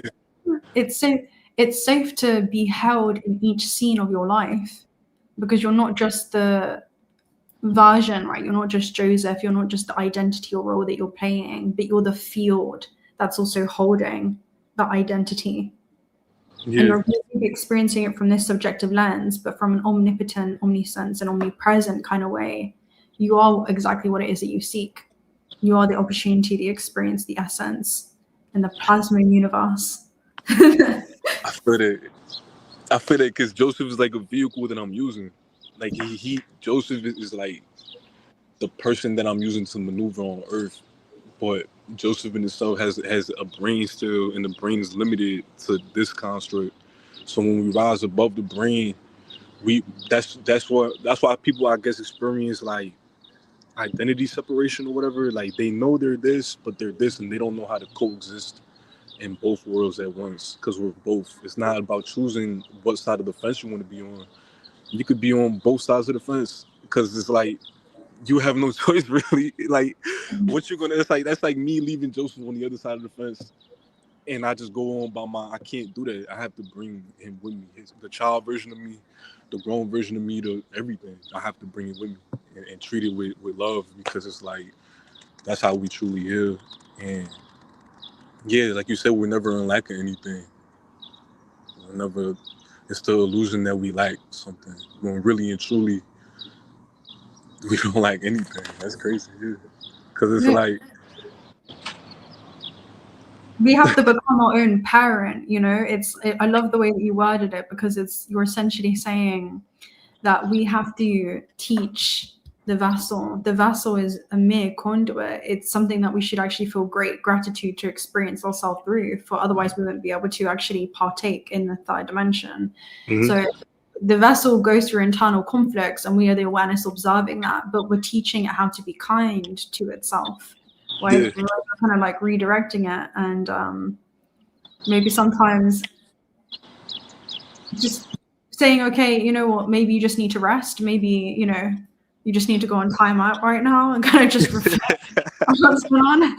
Maybe there's some self-awareness that's needed, but give yourself grace, give yourself compassion, you know, pick yourself up when you're down. Ultimately, the most important relationship that we have is the one that we have to ourselves. So how can we come back into harmonic order within? Because once we are, and we see ourselves clearly, and the relationship that we have to ourselves clearly, only then can we see the world, because we'll see it not as it is, we'll see it as we are. Most definitely. Like, you owe it to yourself. It's okay to be a little selfish. You owe it to yourself. Because when you close your eyes and you know, don't wake up or whatever, I guess death, quote unquote death, what have you done? What have you done for yourself? Like, you know what I'm saying? Everyone, yeah, you have people that love you, but you don't want to be soaked up and stretched too thin. And then at the end of the day, where has all that energy gone? It's going to everything else but yourself. So treat yourself with kindness. Yeah, treat yourself with love. Treat yourself. Be your own person. Be your own partner. Be your own cheerleader. Be your own motivation. Be that for yourself. Because once you're that for yourself, nobody can take anything from you. Like, nothing at all. Like, you have the power. Like, nothing can be taken from you. So that's when you start walking around like you the shit. Like, you feel me? Like, you just start feeling like you the shit. Yeah. And there's no need to compare yourself either, because there's Yeah. not anyone that's walked on this planet like you, and there will never be another like you that walks on this planet with that snowflake of geometry that you have. There's no one that will activate those around you in the way that your geometry overlays. Like, there's so much intricacy and beauty in your own subjective design that it cannot be replicated, even if transhumanism agendas. I feel that. Like, I feel you, because a lot of people, like, let's say you on the bus and you just chilling, you kicking your feet, you whistling. A lot of people will look at you and they'll be somewhat jealous or somewhat mad at the fact that you're having a good mood or you're in a good mood. And it's like, why? That teaches them something. At the end of the day, it teaches them, like, okay, like, they be like, damn, how's he in a good mood or she in a good mood? I want to be in a good mood. Well, you have the choice to, like, at any given moment. Like, you're not bound by the stuff around you or anything. Like, something, like I said, something can happen right now. It's my choice whether to stay stuck in it and how long I stay stuck in it. You know what I'm saying? I feel like, I don't know, lately I just been getting good at just hopping out of that groove. Like, if something is messing with my groove, I don't even give it my energy. Like, I don't play about my energy. I just, anything that makes me feel good, I'm all for it. Anything that makes me feel, well, it comes in sections. Like, you know what I'm saying? Like, there's so much to it. Like, it's so deep. It's a lot.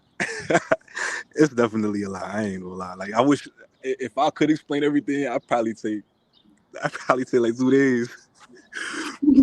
Yeah, nah, but what I would want to tell everyone, just be the best version of yourself it is now and embody it. Don't think about it, just embody it, and whatever comes with that comes with that.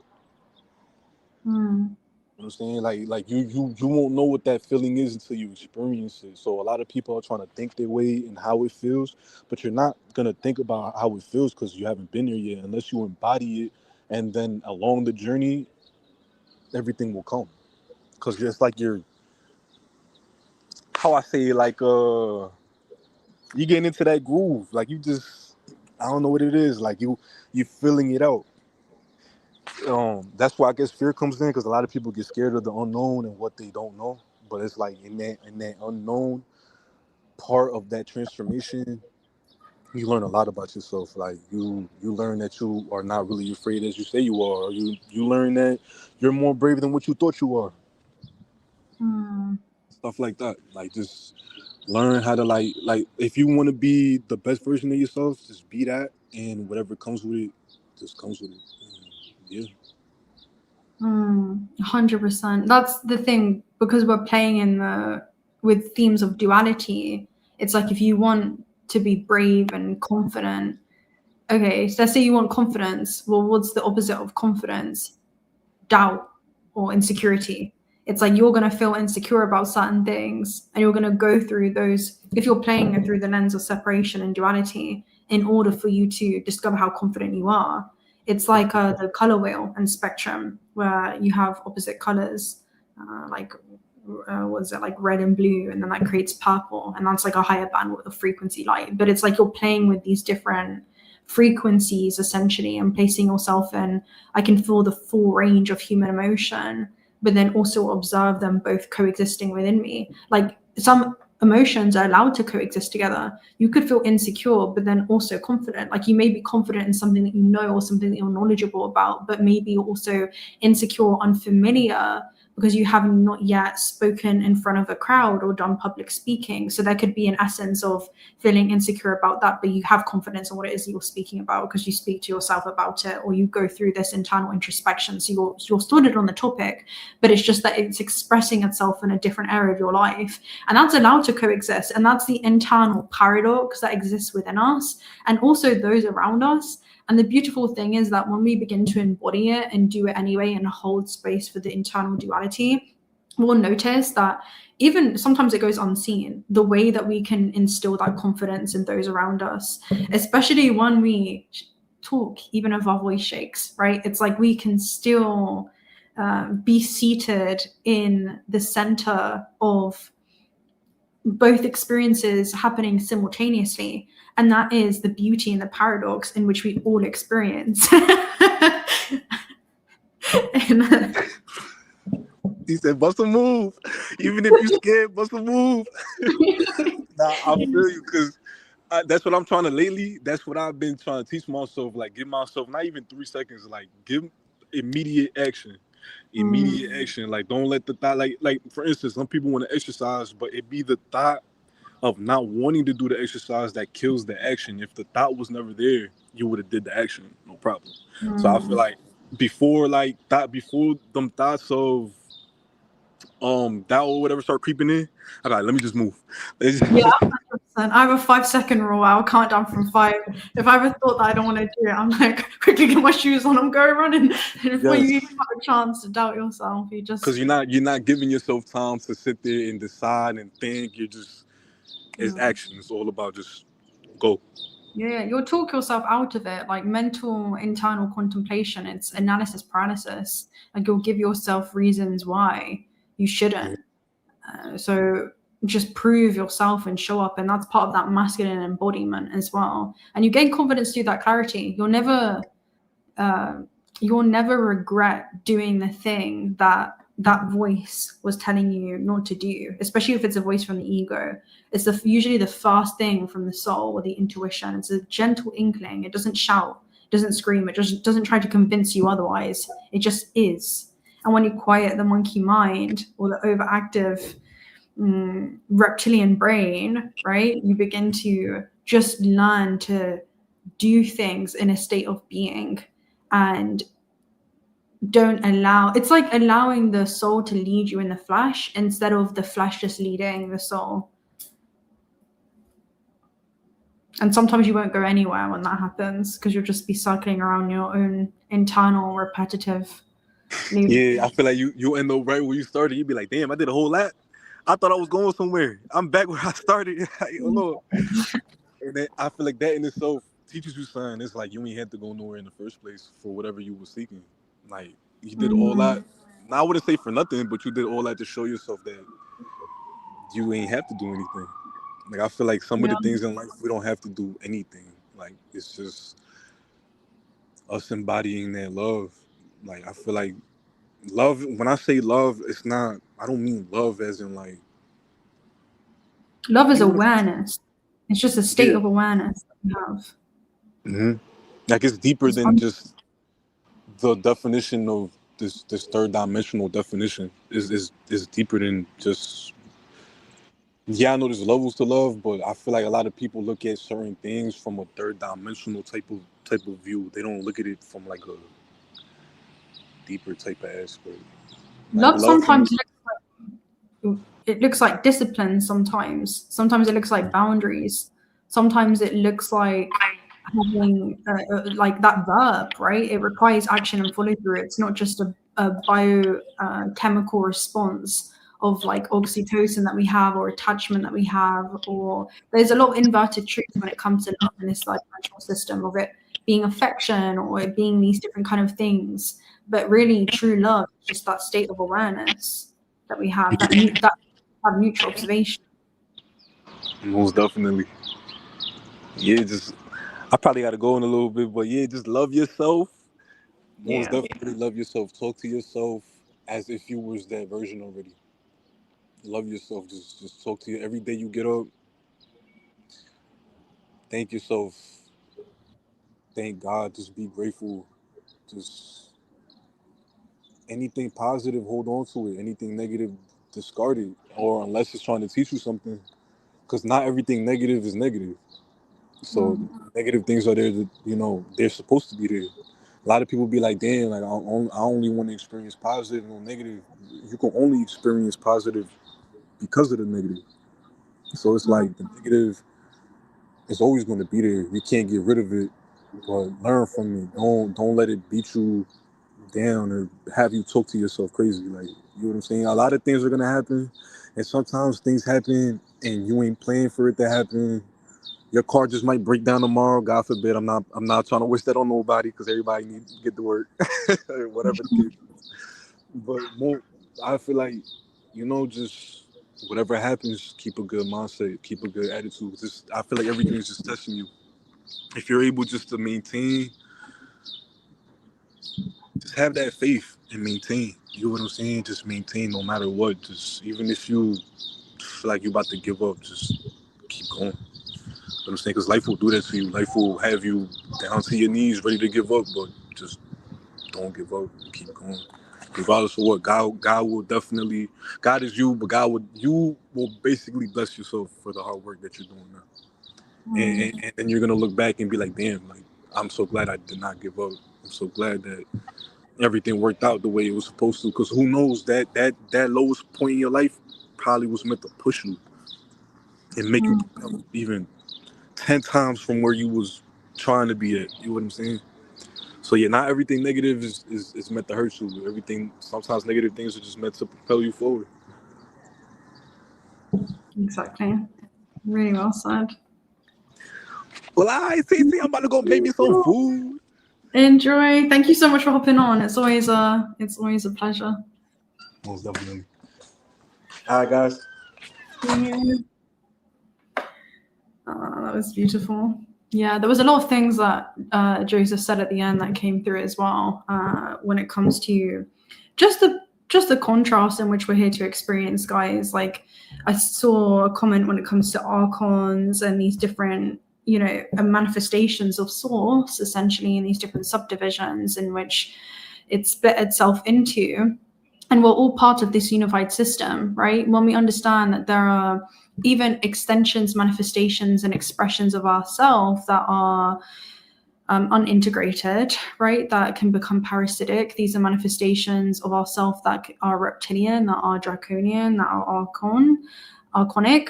Then we understand how it works, right? Even soul contractual agreements on Gaia, when we are witnessing things like war, all right, but there's also a contrast of we wouldn't understand peace if there was not war. It's subject matter that doesn't make sense until we zoom out enough, right? We experience duality and contrast in this plane. We wouldn't have angels if there were no demons, and it's one of the same breath, it's one of the same heart, and one of the same lens. So just remember that as we move through this system, things are about to get really, really interesting, especially when the nodal axis is shift in the summer. Even before that, like when Chiron enters into Taurus, and then it's gonna be a whole thing. It's gonna be a whole thing. We're gonna see a lot of abrupt changes in the system, but ultimately there are rises and falls in civilization and consciousness, and the expansion cannot happen without the contraction, especially when it comes to our own cycles as cyclical beings. So on our own cycles, honor when it's a time of just being, and know when you're being called to do something, and just be present in what it is that you're doing. I'm going to go ahead and read some of your comments, and then we'll just chill, and then I'm going to leave you guys there. I was just going to hop on quick, but that was a beautiful conversation. I think someone said earlier about the fourth dimension with thought. If you travel to the future and the past, yes, you are indeed navigating the fourth dimension of time. That's you traveling past the third dimension and leveraging as a quantum being, right? You're utilizing your heart space, which is a quantum technology, and your third eye, which helps you not just see frames vibrationally, but actually feel them as well. That's why we can relive the past, or we can see the future, right? We can have a preview of life's upcomings. We can scan different frames quantumly in different time slots or coordinates across space-time. Let's see. So grateful to catch you live. You've helped me so much in understanding all the deeper truths of the archetypes and layers of consciousness. Thank you so much, Awakening Angels. I'm so glad to hear that. I'm so grateful to each and every one of you that come into alignment. And I feel like this is a whole cluster and just communal hub in which we've established, in which we're all just finding each other again. And over and over again. So yeah, it's really, really beautiful to be able to hold space for so many just conscious beings that hold that level of self-awareness as they move through the system. The work that you do is so valuable. Don't underestimate what it is that you do on your subjective journeys. They make big collective shifts. You are playing a very particular role in the collective, and don't know that the subjective or all subjectives make up the whole objective anyway, right? Anyone else for pulling the emergency release baggage? I'm going to get grounded off this message. Well, you can get grounded in your body right now. You can ground into your body right now and just be here and ground down to the center of the earth and just sync the rhythm of your heartbeat. The thing is, the rhythm of your heartbeat, when it's in harmonic order, naturally syncs with the rhythm of Gaia. So whenever you feel yourself in survival or your heart beating too fast, you can sync back to the rhythm of the earth as an extension of it. That's really what harmonic order is. That was a beautiful download. Words, building, memory, everyone. This going to be a tribe that sits around a round table, or they're going to a high frequency.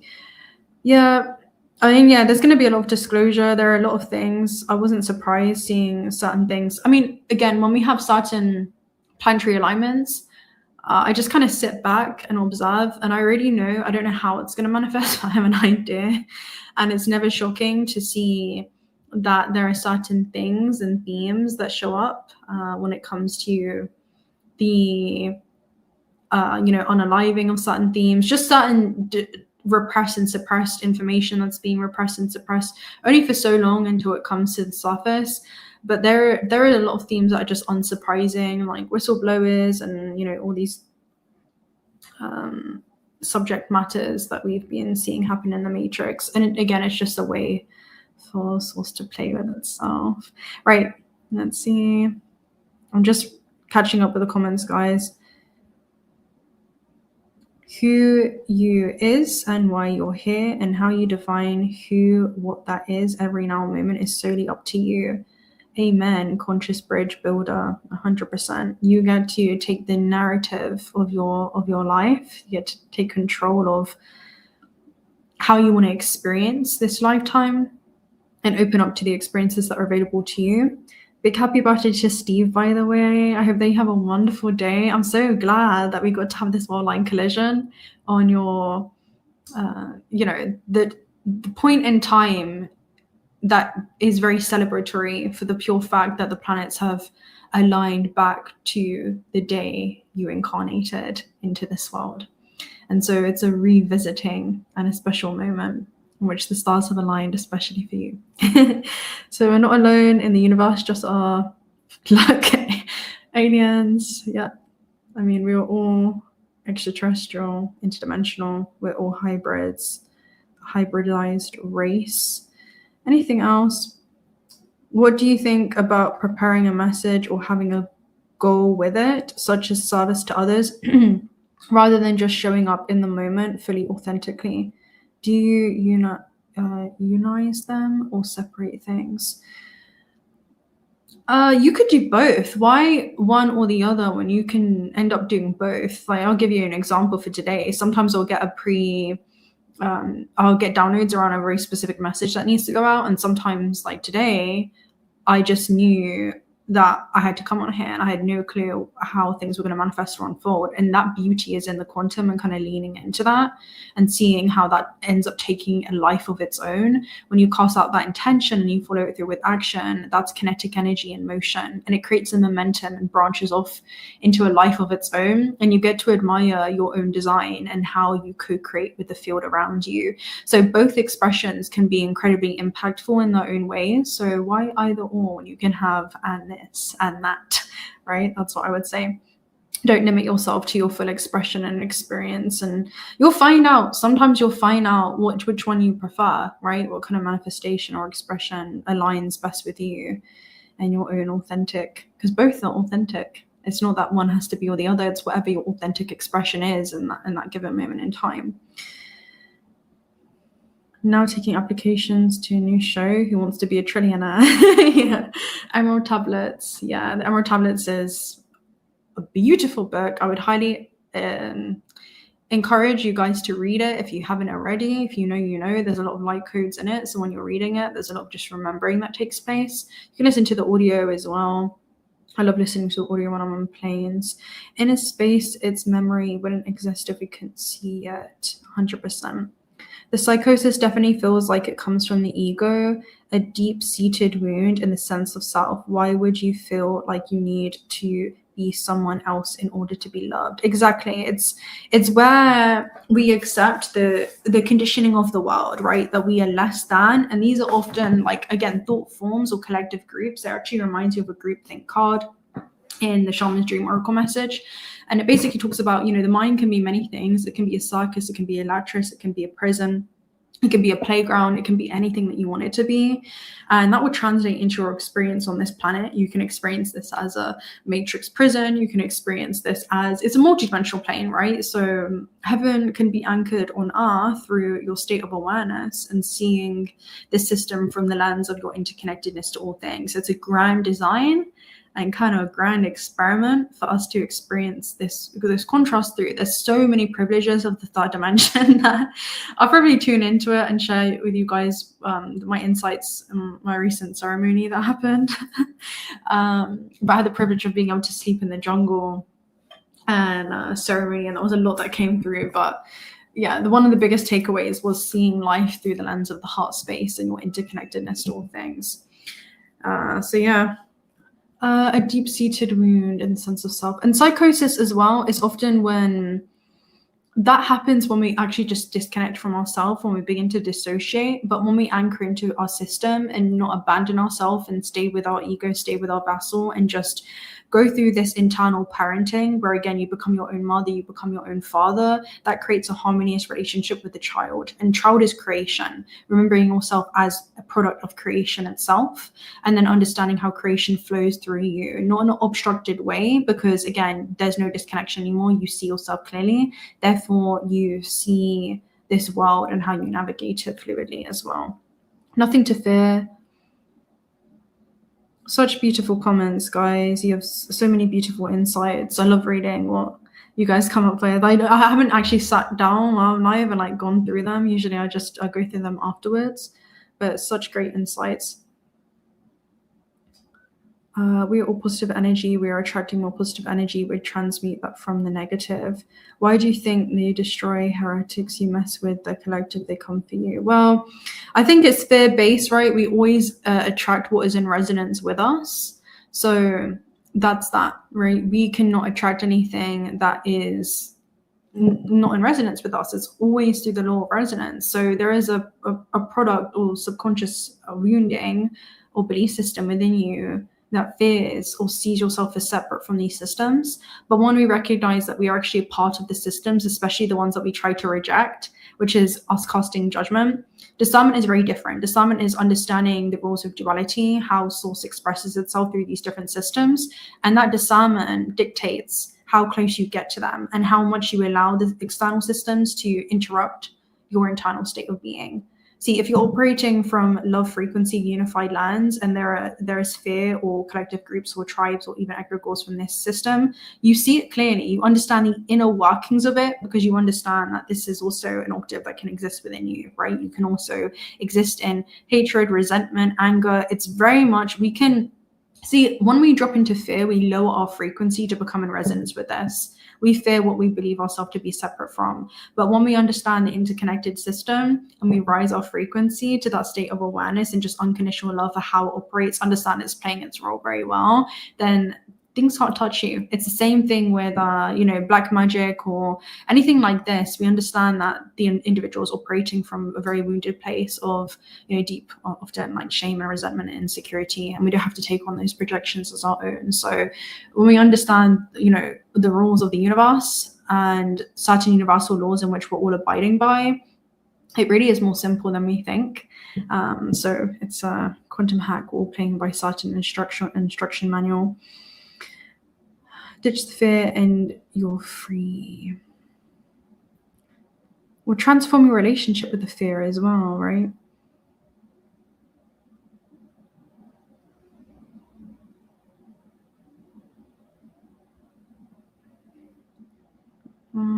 Yeah, beautiful, guys. I loved your explanation of bringing light to past versions of yourself and actually being there with your new level of awareness and light to help that past psyche integrate into the whole. Beautiful. Thank you so much, Draco. Creative contribution. Yeah, it's very much reinforming the past self. It can be easy to try to reject or feel shame or insecurity and try to disconnect, but that's just an integrated fractal of you. And often that manifests as thought forms. And the thing is, as the veil thins and we essentially are going through a refinement period, just like Gaia, and we're seeing that happen with us as extensions of her, we ascend into higher octaves, and naturally there's going to be more communication. We'll see that will happen in humanity in the timelines that are unfolding, where we will have more interdimensional experiences. And as the veil thins and we tune into higher bandwidths of frequency light, we will all begin to see. Some of us, we have already cultivated this ability already and restored it. Some of us that were still coming back to this ability that we innately have within us. So you see the thought forms in our field. And when we begin to see the thought forms in our field, we can see them as separate, or we can see them as unintegrated aspects of ourselves. So when we understand the octave and we can accept it fully, we'll see that that expression or archetype that can manifest can actually be transformed into a higher dimensional being. And the exact same thing happens with us. We're just seeing that translated and mirrored through the field around us. But it talks about our power as creators, right? And our power with the realm of energy. So we can transform the relationship that we have to ourselves, and we're really evolving into another version. It's not that we're rejecting or leaving behind. When we talk about killing the old identity, we're talking about energy is not created nor destroyed, right? So it's not that we destroy that version of self, we create it into a new way of being. The energy transforms itself, and that's what we're doing on a cyclical basis. So it's all energy. Yeah, 100%. I get what you mean. It's because universe. Yeah, that's a beautiful observation. Polari 7658 said, I get what you mean. However, I think the term purity is misleading. This is because every part of the universe is equally part of the whole. Lower frequency is simply a state of being. Enough said. Beautiful. It's neutral observation. See, it's us being able to observe the contrast of light and shadow, and our state of being should remain the same in the presence of the shadow or the presence of the light. There shouldn't be any attachment or parasitic cord, because what we judge, we also give power to, right? But when we neutrally observe something, we see it from a pure state of awareness, and we see through it. We understand the inner workings of it. And in that, we fully are able to accept it. So it can lead to, especially with low dimensional octaves or timelines or systems, larger systems or organizations at hand that we see play out in the matrix when we want to put names or labels on these different things. I won't even get into it. We don't want to give power to it. We understand that it operates in fear, and it can be exposed when we see it from this lens for what it, how it truly works, how source is truly expressing itself in these dualistic planes of consciousness, essentially, that it's experiencing itself through, but we see it. And in that, it actually loses the power that we once kind of gave to it from, how do I even explain that? By seeing ourselves as separate from it, or attaching to it, or creating a strong cord or emotional bioelectrical charge from it, thinking about it a very strong way, or feeling about it a very strong way, instead of just feeling the full range of human emotion, but coming back to that natural state of observation. How quickly can we return ourselves back to that pure point of neutrality, essentially? That's really well said, Polari. Yeah, and healing. To heal is to integrate, right? It's to become whole with. It's to understand that you're a small part of the larger system. You play a huge part in the system. Thank you, TT, for opening up the space of exploring what others have said. Be quiet about. Thank you, Dina Nina. Our voices. Yeah, I just don't like the word itself because it feels like removing the bad versus expanding the good. But when you focus on the bad, you expand it. Yeah, where our attention goes, our energy flows, right? And the energy becomes amplified. So nothing is inherently good or bad. Nothing is ever malevolently evil. It's just different octaves, vibrations expressing itself. And this is the way that it manifests. So when we understand it like this, then we understand it. We all understand something. But when we allow the kind of logical mind to catch up with that, which is a huge reason why I dedicate myself to this work, to help us come back into coherence up here,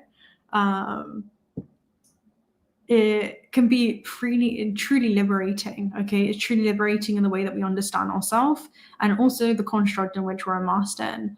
So some of us have felt that dissonance, right? It's the same result of reaching the high frequency. Yeah, neutrality is definitely, it's the gateway into higher observational awareness. If you build, it will come. Let it come to you with the expectation it will. I mean, yeah, a place of silent observation. The law of assumption is what I would say, right? The law of assumption is assuming that things will work out for you because they will. It's like the law of assuming is so powerful because you're not putting this thing on a pedestal, and you're not vibrating in the vibration of the lack of something. Instead, you're vibrating under the assumption that it already is aligned for you. And that's such a powerful thing because you collapse the difference. You collapse yourself, basically. You don't collapse the thing. Let's just say you raise your frequency to the height of that vision or that thing, all right? When you assume, you don't put it on a pedestal or seem like, again, you're vibrating resonance with it and not the lack of it, all right? That's what so many of us are remembering. So I wish the Discord server was more active. Yeah, you know what? Same here. I've just been traveling a lot, but I know a lot of people are quite active in there. I had the privilege of speaking to one of you beautiful souls from the Discord today during a personal session, so that was really beautiful. But there's some interesting things. When I have more time, we'll potentially host some events. There will be certain ways that we branch out this year. Let's just say that. Doesn't have. Yep, the collective, you're tapped in, keep the anchor both here and there. We learn to be confronted with those things, but not feed them. We empower the collective to do the same. I guess purity is to make one, whereas kenosis is spiritual emptying, which allows you to receive infinity.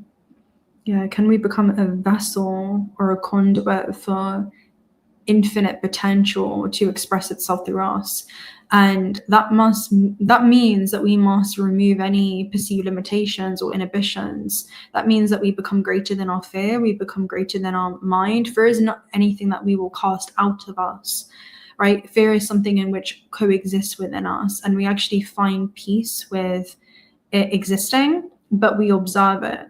And we do not allow it to guide us, but instead we learn to guide it and hold its hand, essentially. So that's an octave of consciousness in which we are hosting, but it doesn't have to become something that becomes our, let's just say, authority, right? We can learn to author and guide it. It doesn't have to narrate our story. We can show it a different way, because often that is ancestral expressions. Yeah, and a lot of people convinced by the external cause, they convinced they have to play the box mentality. Yeah, conduit, absolute conduit. Your intuition is your guide to your higher self, and exactly what TT is explaining, loving ourselves allows us to love others purely. Yeah, 100%, because it's in understanding ourselves so deeply that we understand the inner realms of those around us, right? We understand the planes of consciousness that they may be operating in, even like really strong fixated opinions. We can become sometimes, we can accept the projection of somebody else's opinion as our own. But the thing is, opinions, when we mutually observe them, like if I meet someone with a very strong fixated opinion, I don't judge that opinion that they have, even if it may differ from, I'll be open-minded enough to see where we still may be closed-minded. I will still hear the person out, and I will actually begin to investigate, why does this person have this fixed worldview? And understand that that opinion is often a confession in disguise, where it actually reveals to you the personal history, the historical timeline of that person's event that usually led to a very strong emotionally charged scenario that had happened across their life experience that led to them forming that belief system. And often it's even an opinion that's inherited ancestrally as well, right? A belief system that's just been reinforced again and again until it's created this way of being. It's created a belief system within the internal architecture of the person's essentially neuroplasticity. But it begins to kind of, how do I say it? It begins to sometimes govern our decision making, because we will protect that part of ourselves, or we won't want to see beyond this box that we've created and this identity that we've created. And as we begin to evolve our belief systems, what we'll notice is that we'll evolve into a new identity. And in order to evolve into a new identity, we must release the attachments to certain belief systems that we've held, because they've created a certain version of ourselves. So how far will we allow ourselves to kind of expand beyond? Again, are you open-minded enough to see where you're still closed-minded would be my biggest thing, because the more that we know, the more that there is to know.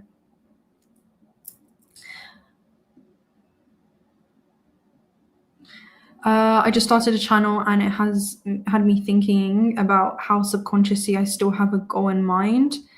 Any tips on how to become more authentic? Is it by tapping into my shadow more, or am I overthinking?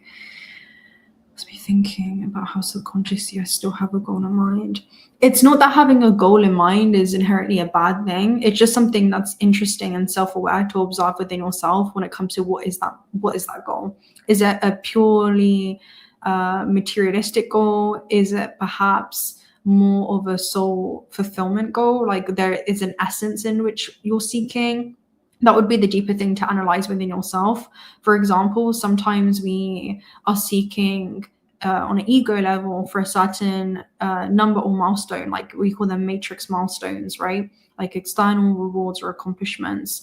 But then the deeper level would be, okay, what is my ego actually seeking? Is it seeking companionship or acceptance or support or encouragement? So those would be the first deeper things to analyze within the self. Is it coming from a wounded place, or is it just a desire for expansion and co-creation? Like, are you perhaps the goal is to have impact. Perhaps the goal is for something to manifest beyond the limitations of what that goal may be. Sometimes the goal is to actually think bigger than what we believe ourselves to be capable of and become a mere conduit for. So it just depends on what that is. You'd have to elaborate, but any tips on how to become more authentic?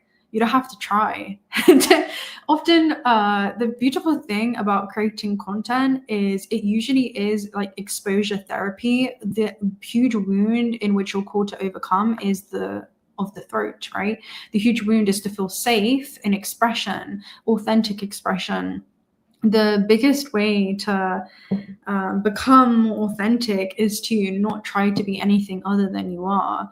It's to just truly be yourself.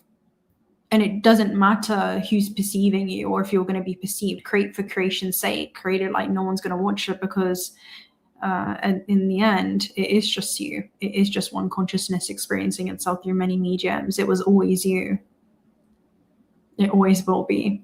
So if you can create from that place of presence and connection to yourself and do something that genuinely brings you joy, not what it is that you think people are going to like to see, or what it is that you think that the world needs, or you think, do what you feel. Do what you feel feels most exciting for you, what feels most aligned, because it's in doing that that you come from a magnetic place and not a place of lack or seeking external validation or confirmation on your path or applause.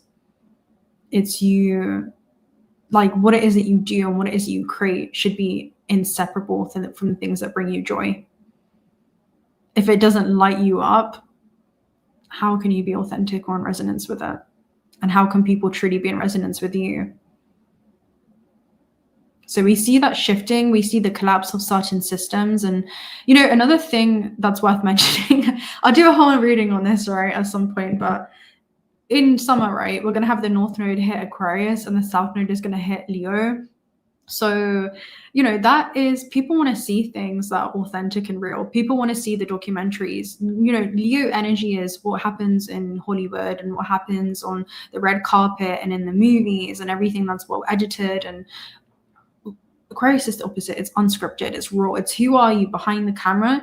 We want to see the documentaries, we want to see the real journey, we want to see like something real, we want to support actual people, tribes, collectives, communities, not just something that is being well curated. So sometimes it is just allowing ourselves to be unfiltered, unedited, and just be fluid. And can you find that it's not that it has to be completely, again, we're not going to now allow the pendulum to swing, we're still here to experience those matrix rules of duality from the 0 point. Can you take qualities of both, right? A strong self sovereign being and not dim your light even amongst the collective crowd, right? Being able to own your energetic signature and what it is that you bring to the table, because each and every single one of you do, even if that's in a small corner of the globe, even if that's just the way that you navigate your day-to-day lives, there is something beautiful in your own sovereign energy. You know, Leo is the sun, but it's also part of the solar system, Aquarius. Leo is the portrait,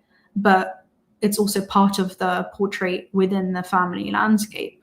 So what is the part and the role in which you're playing into the collective, and how can what you do be aligned with your gifts, and in doing that your energy will become amplified and the right connections, and again, egregore system finding you becomes inevitable. So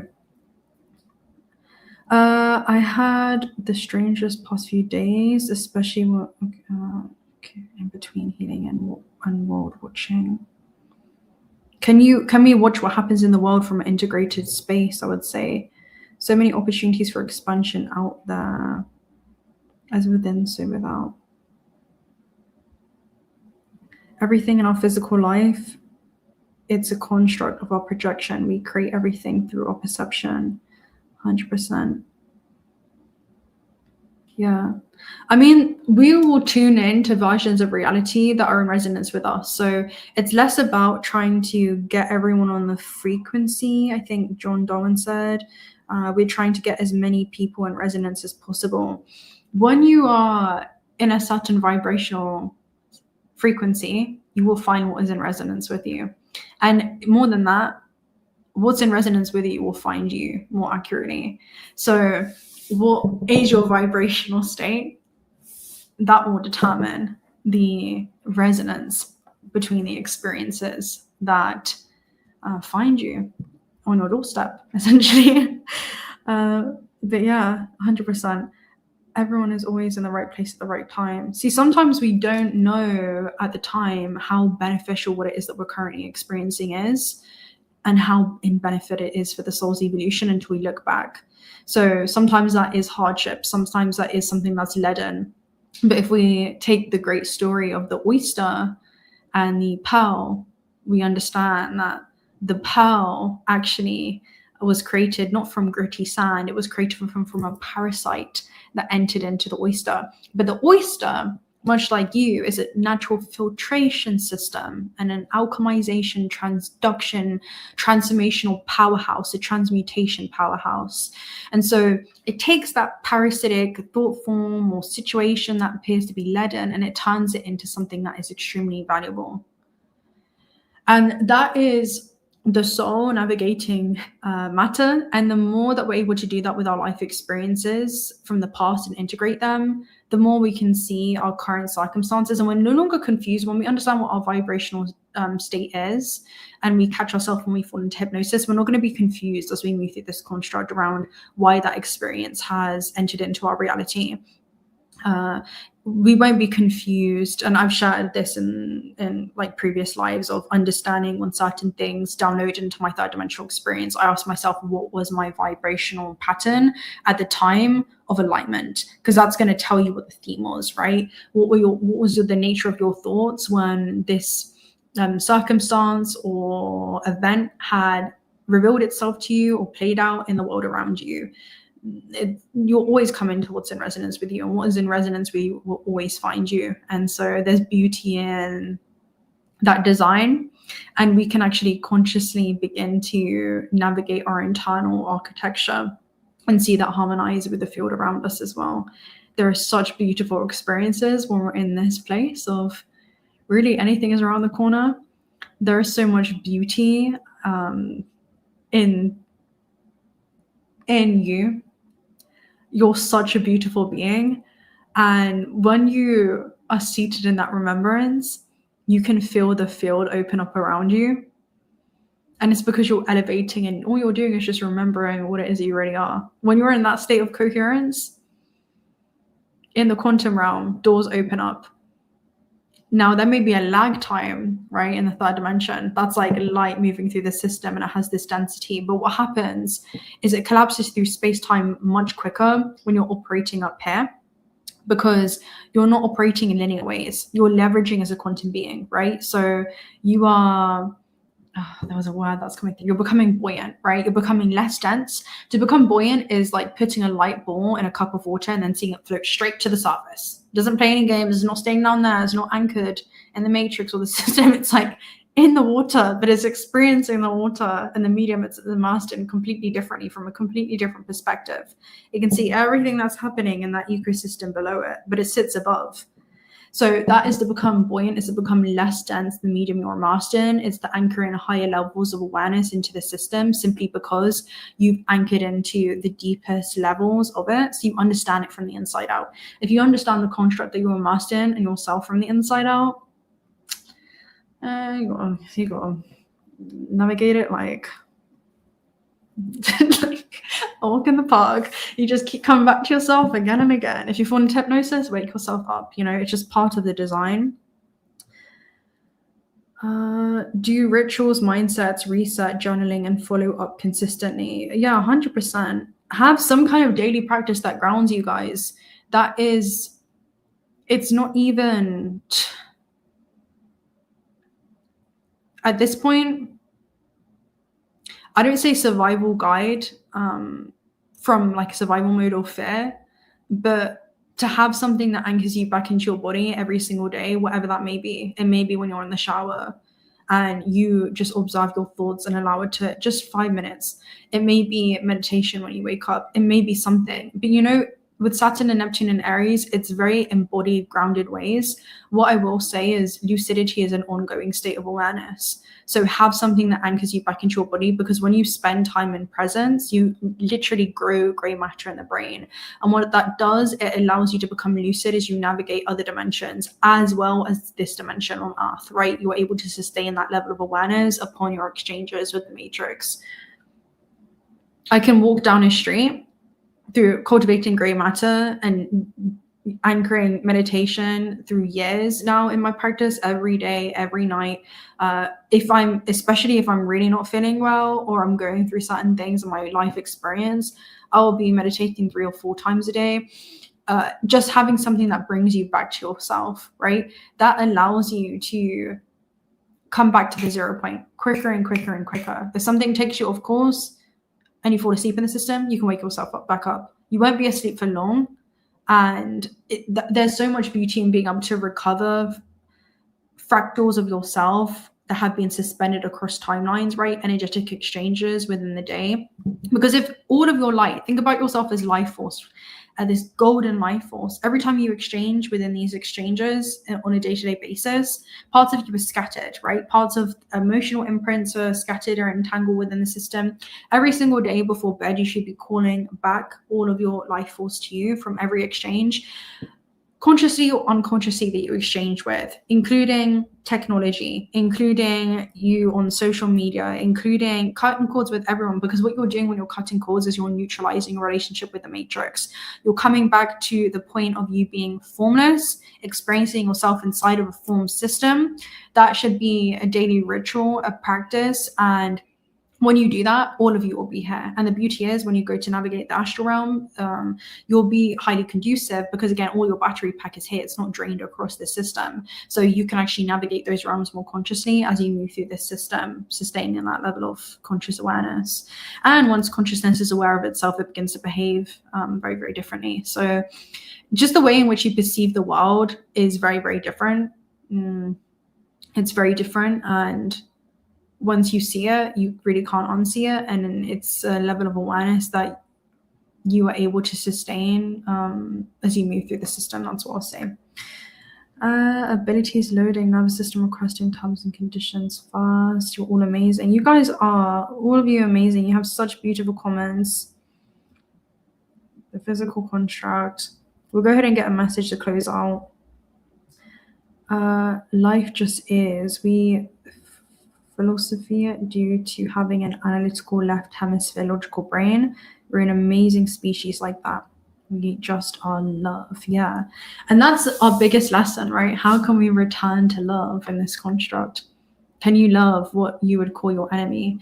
And one thing I like to do with, karmic releases and clearing at the end of every day is to actually burn any kind of karmic contracts of imbalanced exchanges, and go into your karmic contract room and burn that with your crown light.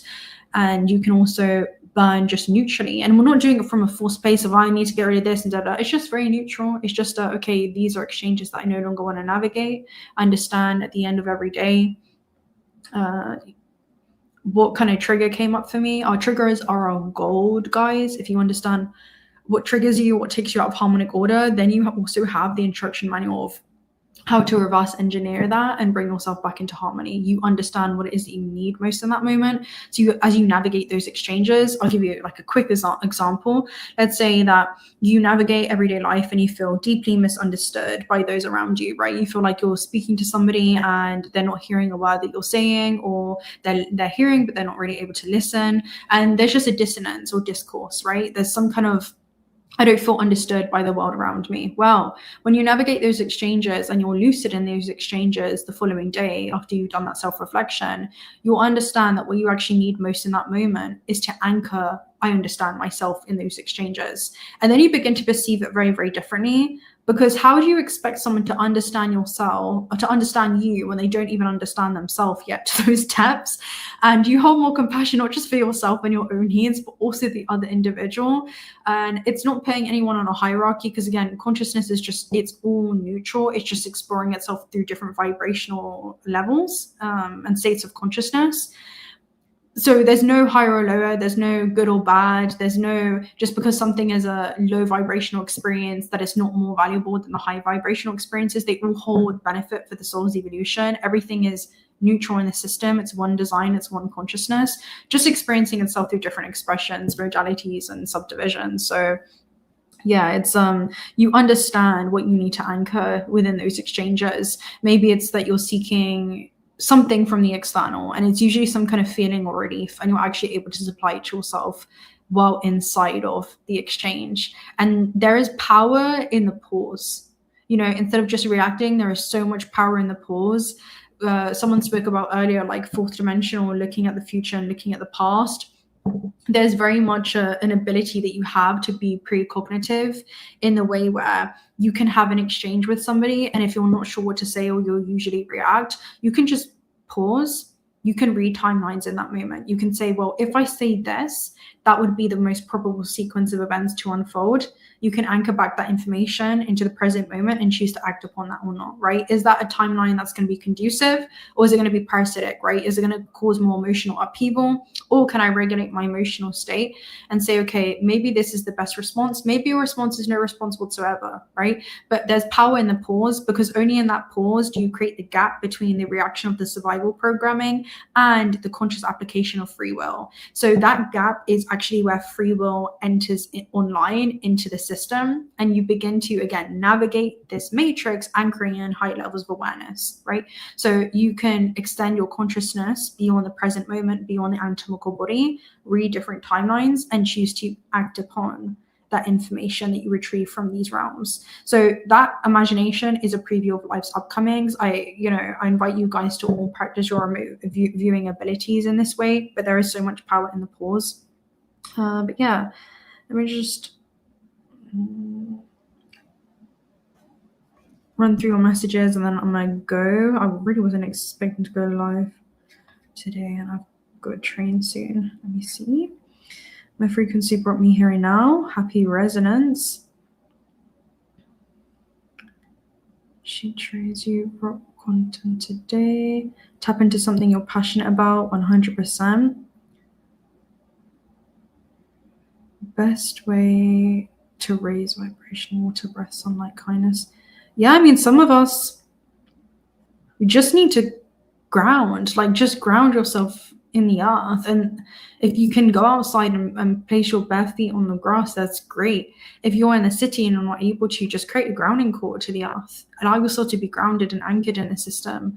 Allow your source cord, your source light, to anchor throughout your entire organism and ground you into the grid, into the planet. You're able to do that. Bring yourself fully back into your body. That automatically brings you back into alpha state with your brain waves. So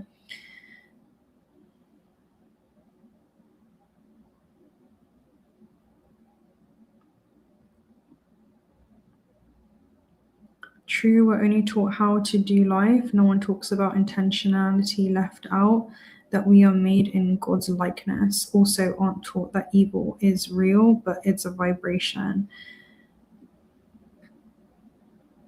Yeah, we live in the realm of vibration and energy, right? Low dense frequencies. And understanding that there's something that coexists within us, right?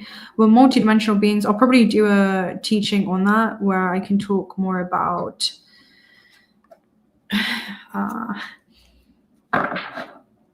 heaven and hell and what that actually is. There's many teachings across many religions that actually touch upon this truth. Much is inverted, but it holds that same essence within it, where sometimes we're only a few bad decisions away before ending up within falls with bars in front of us, right? We can all choose to make certain decisions that will lead us down certain timelines, all right? We can all become unconscious. We can all there's everything that comes in through resonance, but it's understanding the system. It's understanding your free will, what it is that you choose to act on. You don't have to act on every thought, right? You don't have to collapse every thought into the system. All right, let's go and get a Cosmos Oracle message for this Pluto retrograde. See what's going on. Oof, we have quite a few. Right, one of them is magnetic field. So we spoke about you being a magnet, right? Magnetic field is just that. It's something that you're attracting into your experience. You also have parsec, which talks about the distance between us. So the distance between, I guess, you and then this thing coming into your field and the arrival. And then you also have supernova. So it's something that's being reborn through you. It's some type of transformation around what it is that you're actually attracting into your field. Spectrum is shifting the frameworks and how you see the potential of what it is that you're actually drawing in. I'm going to go ahead and read this real quick. Magnetic field. But we're not going to be too... Ooh, I've never seen this page before. What the hell? This page says... Action portal. This is a portal that suggests simple quantum exercises to accelerate, heal, or transmute the processes suggested by the cards necessary. Portal to take action on messages that come to you. You can activate the energy. I've never seen this. So 333 came up earlier. I am completely surrounded, protected, loved, and guided by my ascended masters. 111 is I quickly manifest my thoughts and I keep my mind focused on my aspirations. I leave fearful thoughts in the heavens for transmutation. 999 is an important chapter of my life is coming to an end. So I will let it go with love and put my energy towards the next chapter without being delayed. I hear the call and go straight to work on the new purpose. So it's less about what it is you're moving away and more towards what it is that you're moving towards and allowing this new journey to begin and unfold from you. Magnetic field. Let's see. The space where things happen. So you're being called to create space. A force field that is always found surrounding a source of magnetic energy. So this is the force field that you're creating, okay, that you're generating. As you move closer to the point of origin, which is your connection to source, that's your point of origin. It's the information, the field of information that we all emerge from. Okay, so as you move closer to source, the source in which you are, the extension and expression of source that you are, the intensity of your magnetic essence grows. And it disperses at the speed of light. So then you begin to send this transmission out into the system, this beautiful holographic construct and architecture that responds to you. I'm hearing it reverberates through the field, right? So in here, where elements which are sensitive to magnetism intersect with it, outside of this field, no such effects occur. So you only draw in what is in resonance with your own field, with your own thoughts, your own emotions. Magnetic forces distribute themselves within this space, okay? This earth, this quantum field, surrounded by the magnetic source, which makes it or us sensitive to a given force. The field lines converge where the magnetic force is greatest and separate where it's weakest. Then you have parsec, which basically talks about the distance of this between one object and another. So this is you and the thing, you and the event, you and the experience in which you're seeking, which is also another manifestation of you from an omnipotent point of view. One place in another, one being in another. The distance creates a pause and the necessary air to be in the field from another place. So you're still in the same field of where this experience takes place. You're still within the vicinity, right? You're still within the ecosystem of where it takes place. Think about it as moving through like a jungle, right? And you're on your way to a tribe that has a fireplace and they're about to have this ceremony and you're navigating the jungle. And yes, it's inevitable that the tribe and the communal area that you're about to enter into is in the jungle. So you're in the vicinity of it. But it says making space, listening to silence, touching nothingness, looking at the void and tasting the new, perceiving the aroma of calm and meditating will be key senses to bring in clarity. So maybe we're trying to find out where they are, right? And as the mind quietens, you begin to hear the dancing and the calls and where source is kind of guiding you, right? You begin to listen to your environment and how the universe is speaking to you through everything around you. It may be a subtle direction in the trees and the wind that's telling you to go in this direction. It may be things moving away from that direction and you're going to be moving towards it. It can navigate itself, or you can navigate the situation all kind of different ways. But empty the mind of noises, images, and movements which do not help create a blank space. And what is this? Magnetic field is making space for things to happen, right? Creating a space for things to happen. It's a space within the mind. So if you think about this is like the jungle of your own internal mind and terrain. I quite like this analogy. And there's a bunch of noise that happens in this system, in this whole internal ecosystem that you have up here. And it's about kind of observing what's happening in the jungle, but not allowing it to distract you from what you know is true. And that's the inevitable fact that the fireplace is waiting for you and there's a seat available for you, right? So, which do not help create a blank space. With distance, we can appreciate the place to fill later with new apparitions, which are not taking place as they are unable to find an open space, a pause for a new flow. So it talks about an internal pause, coming back to this state of being so that when you do take a step forward, you're guided by the higher intelligence in which you are. Distance from the space where we can find bodies, movement, and continuity. This place is where all the matter is contained, calls for some time off in order to make enough room. And that was the 999 portal of the activation. Then supernova talks about, a miraculous event that happens in the night sky that can be seen by the naked eye. It's the end of a star and the birth of a cell in many ways, right? And that is you being reborn. It's something in which you'll go on to do that leads to supernova. It's an effect that ripples through the cosmos and is seen, felt, received, celebrated in many ways, right? It's something that you kind of like make a wish on. There's a wish come true. I'm trying to find it. Birth and death, new stars. Can we talk about life without death and vice versa? Cycles of death and birth run through our entire existence. So this is about the end of an old experience or an old way of being, or simply a coordinate within space-time that you're no longer experiencing within a localized cluster. So when you experience yourself arriving at the fireplace, it's not that space that you were previously standing at, confused, unsure of how the journey was going to unfold for you, doesn't exist anymore. It still exists within the field. It's just that you're no longer experiencing that point in time. And I'm seeing it as if you can find joy in experiencing this moment in time, knowing that it's something that you'll never experience again, at least not in this way, not in the way that the jungle floor lays, in the way in which the leaves have fallen around you and the monkeys have swung from one tree to another. Can you enjoy the present moment exactly where it is, knowing that it's imperfectly perfect and the journey just unfolds before you? There's a way that you're going to be guided beyond this experience. And even when you do return to it, if you ever return to that coordinate again, you'll no longer be the same. You have created new memories, you have created new experiences, new accomplishments. There's just something beautiful in the linear timeline and understanding it quantumly. It's like you can return to moments in time, but as the integrated version of self, and you just see it differently because you see yourself differently, right? So there's so much beauty in that. Anyway, the birth of a new star through a powerful stellar explosion. There are sometimes events that can happen in unexpected, sudden ways, leading directly to the death of the old, which is immediately followed by the birth of something new. How can we predict something like this will happen? It's unpredictable.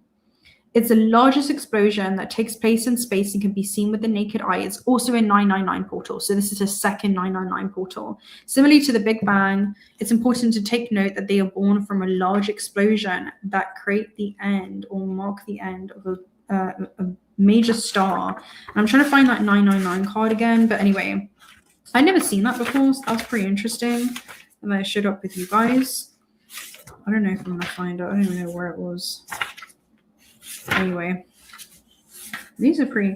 909 is an important chapter of my life is coming to an end. So I will let it go with love and put my energy towards the next chapter without being delayed. I hear the call and go straight to work on the new purpose. So it simply just is, right? You're not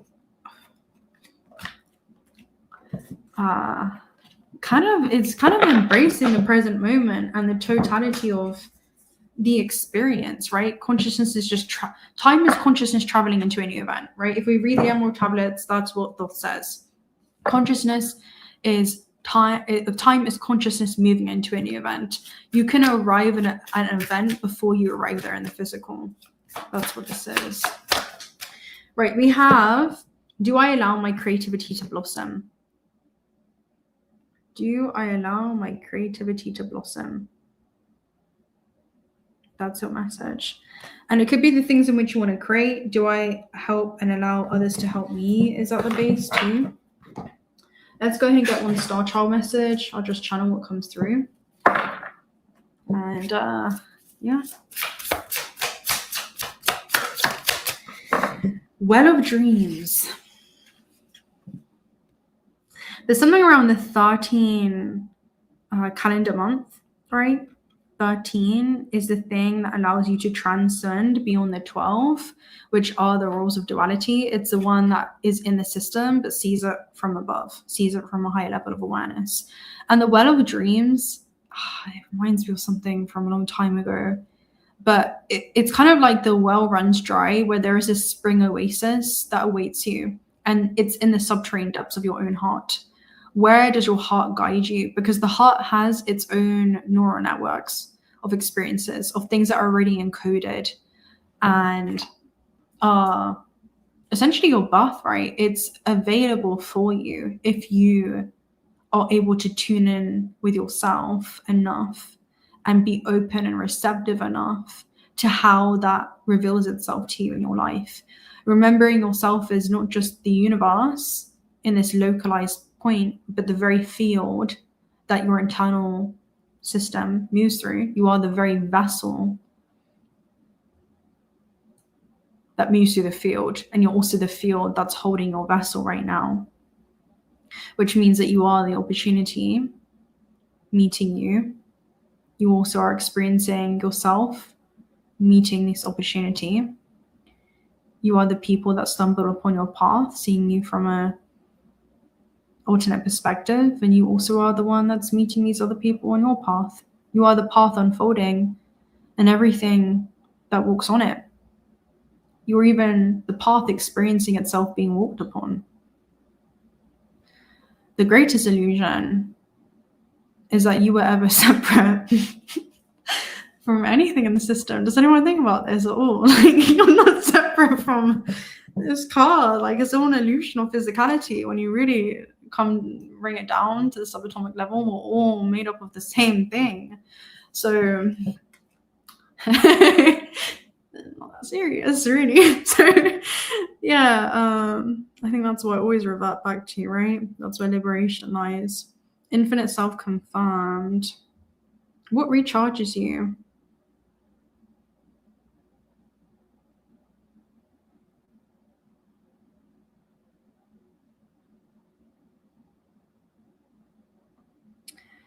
Don't think things will end up good, not knowing things will be good. How strong is your faith?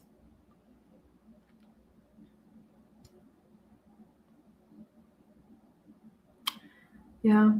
Well, guys, it was such a privilege and honor to be able to connect with you all. I hope that you have a wonderful Pluto retrograde as well. It's definitely a very interesting one. I've really enjoyed working with you behind the scenes too. So many comments. Thank you so much, Lioness Delight 333. So growth, potential, that actually came up earlier for me as well, just because we deserve it. Thank you so much, sister. May the energy that you send out return to you tenfold. You're deeply appreciated. I love to see you in the space. I'd love for you to hop on here one day, hopefully, if the stars align. Thank you, Emerald. Just catching up with your comments.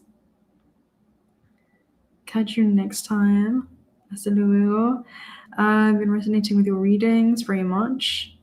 I'm so glad to hear.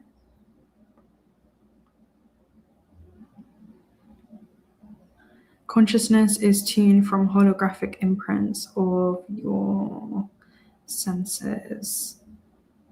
Yes, I mean, it's within you, you know. Essentially, it's the interconnected database that you actually hold within you. You hold a whole database of memories, of the Earth, okay, of the planet Earth, and every single extension, every single lifetime that exists simultaneously from the past, present, and future all at once within you. And you're just experiencing yourself within this localized point within space-time.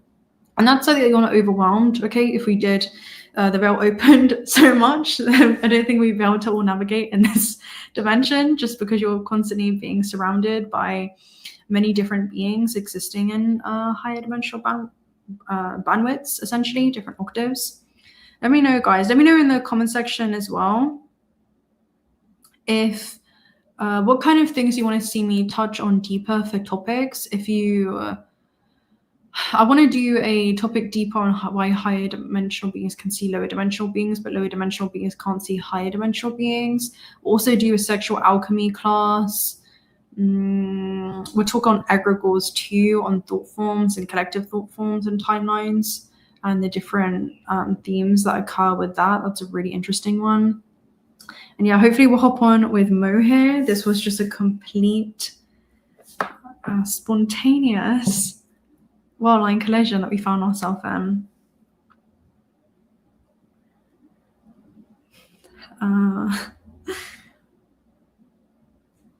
Don't build your house on sand.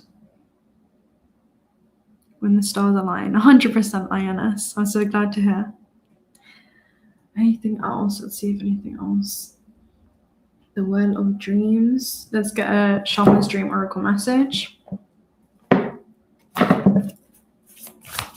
Message for Pluto retrograde, the Watchers, transpersonal. Now, the Watchers is somebody that's able to watch. This is a really important card for all the events that we'll see happen. And just keep this in mind, guys, because this is a message that's important because it's going to ripple through what it is that we're going to be experiencing, okay, when it comes to these shifts and everything that's going to be coming out when it comes to world events. Which is transpersonal is the one that can zoom out while it's happening and witness and watch the human comedy unfolding on the ground. So you become the sacred witness to the story that's unfolding, and you choose not to engage with the drama or the hysterics with the world around you. Instead, you stay calm and centered and serene and poised amongst the chaos because you see the cosmos within it. So that would be the biggest message or takeaway from the whole Pluto retrograde, which brings me back to the original point of being anchored in the system, be anchored in who you are, know what it is that you need, and don't be afraid to provide that for yourself. Energetic hygiene is going to be super important during this time. Be really discerning with whom you engage with, how you exchange your life force with the world around you. The field is very much, it's always populated, but the veil is very much thinning, okay? So when we understand what's happening within our own field and we can discern that, we can also see what's happening within another person's field too. So that's going to be really important to trust your internal navigation system, okay, and discernment system. You're a finely tuned instrument that can discern what's happening within collective systems, how we can also create chords with these collective systems, and how we can also extract or disengage from these larger systems at hand as well.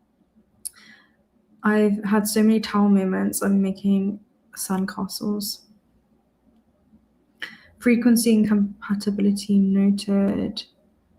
You're holding my favorite card, the Witness, the Watchers. Yeah, the Watchers is a beautiful card. You know, it says you can, I'll read it for you guys. It's 60. So 6 is all about changes.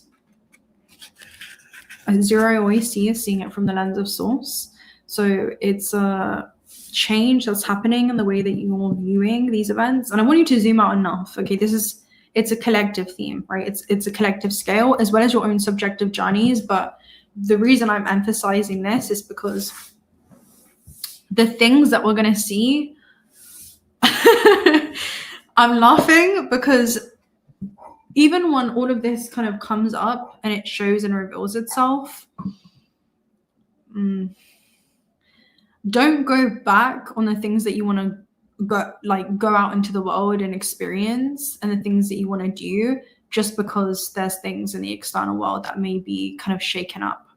Okay, stay even anchored and rooted within those times. So Watchers talks about serendipity, the observer or witness, and transpersonal. When Watchers appear, it's an invitation to stop doing. Pause, get off the treadmill, and take a deep breath. Find the witness within, the one who can observe the fire and fury happening around you, but is not caught up in any of it or any of the drama. The time is right to step back. If you have a thought or opinion, keep it to yourself. If you have a feeling that needs to be expressed, do it in the shower. Do not engage with the action happening around you. Simply observe. Watchers show up to direct your attention to the horizon and away from the anthill in front of you. Others might think that you're simply doing nothing, but let them know that you are helping the sun to set in the evening sky. There are bigger things to attend to. You have spent such a long time trying to correct the course of events and the actions of others. Let it be for a short while, and you can become the observer rather than the doer. The Watchers invites you to break free from the linear, casual pace of petty day-to-day. Rise to the divine coincidence, to serendipity, and to notice how the act of seeing the heart of matters produces results. Things happen without you doing anything. Creation unfolds in its own mysterious ways, requiring only a sacred witness. And the beauty of the message itself is understanding the power of life force and where you choose to direct that, and how you can redirect that at any given moment in time. I'll give you an example as a Sag rising. The way I saw this manifest in my life, like even last night, really with Pluto stationing retrograde, I saw this happening right now. I was transiting my third house. So it was very much things I was seeing online on social media around many rabbit holes, many conspiracies. A lot of things that I already knew were astrological themes, and now I'm seeing them manifest into reality. Okay, it was like certain transits that I already knew were going to happen for world events, and we're seeing the very early stages of that development. And you can get really entangled within the matrix and actually feel a lot of fear around what is rising. But then when you just put it down, you know, when you see something, you're like, that's enough internet for the day. Or you're just like, just go outside and touch some grass, you know. It's like, it's one of those things where you can choose at any point in time to just kind of disengage and redirect your life force and turn it inwards.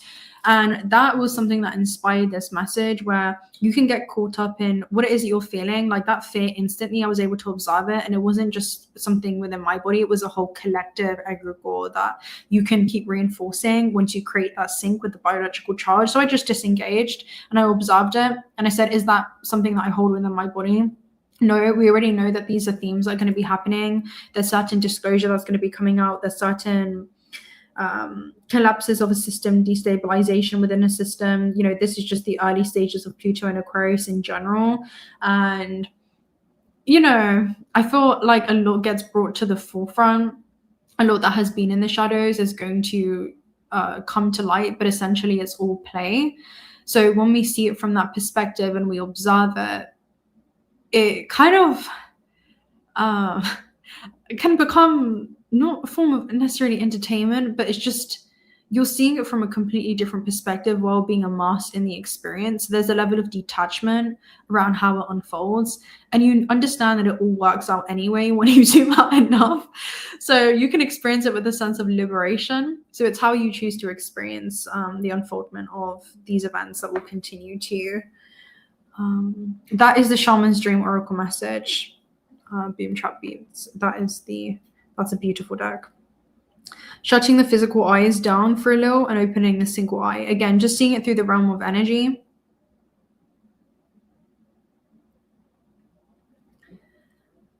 There's no fear when it comes to saying it, John Johnson. It's just that there's certain things that you can't really say on YouTube. But we all know there's multiple areas with whistleblowers and pandemics, and we're going to see a lot with Chiron in Taurus. You know, that's also to do with livestock and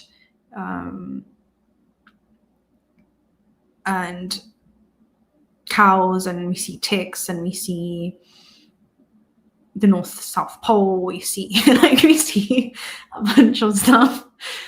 So yeah, there's a lot. You know, there is a lot. antimatter, we see a lot in the system.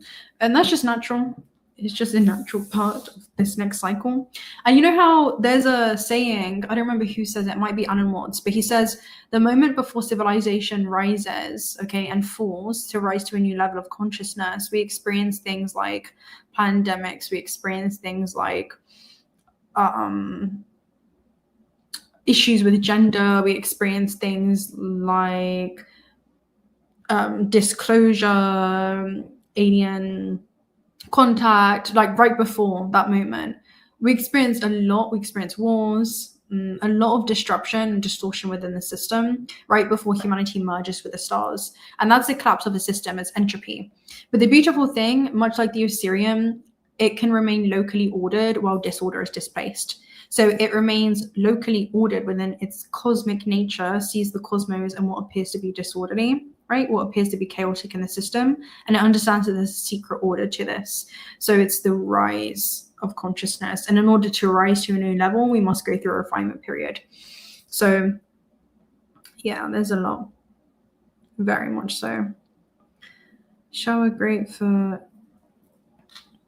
the storm before the quiet.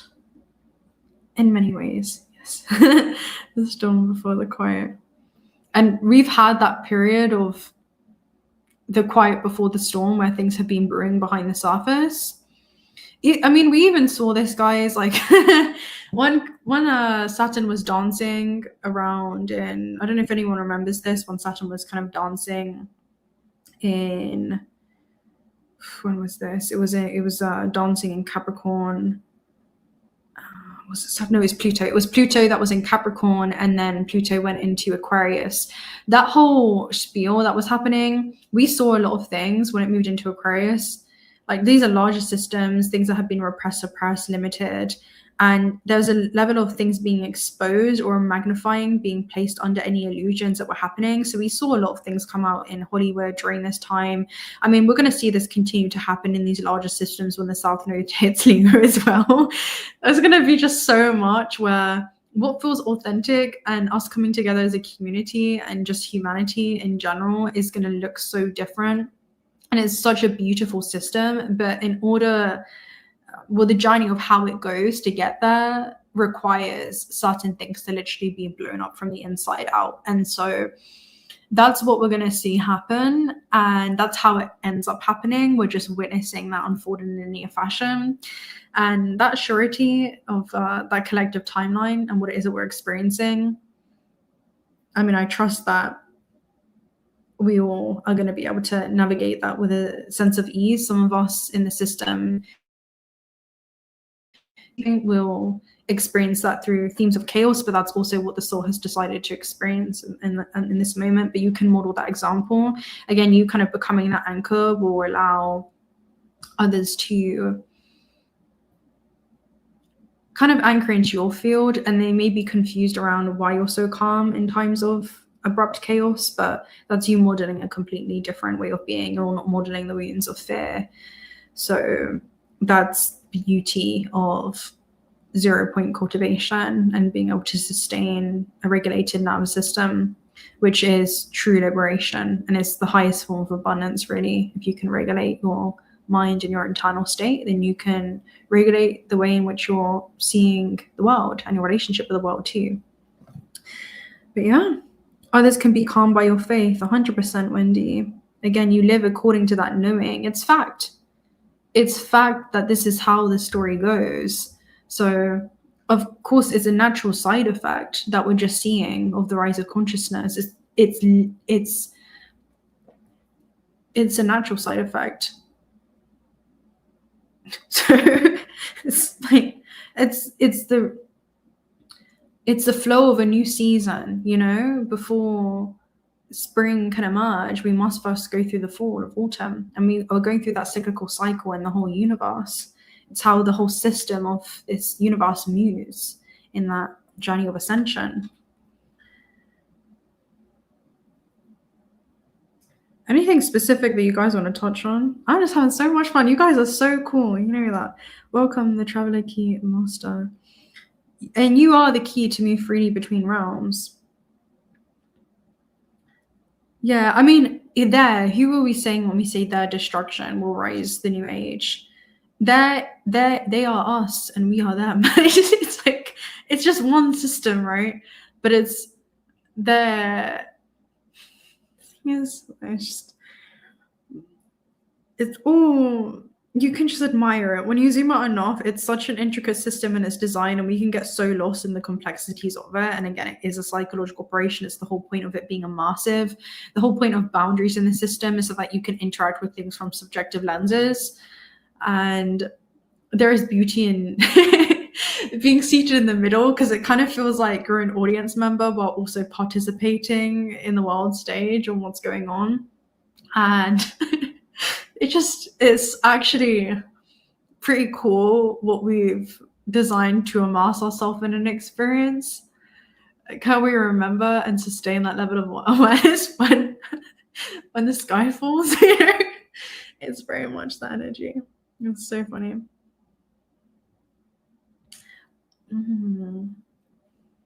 Life is such a trip.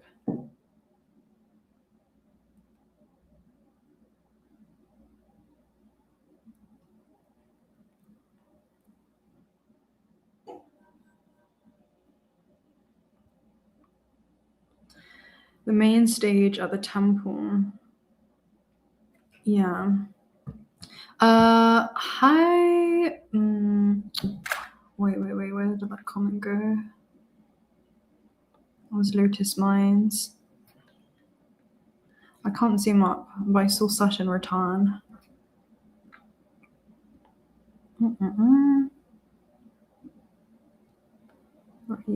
Lotus Mind says, can you explain the 𝓤𝓪𝓻𝓵 and what it really means?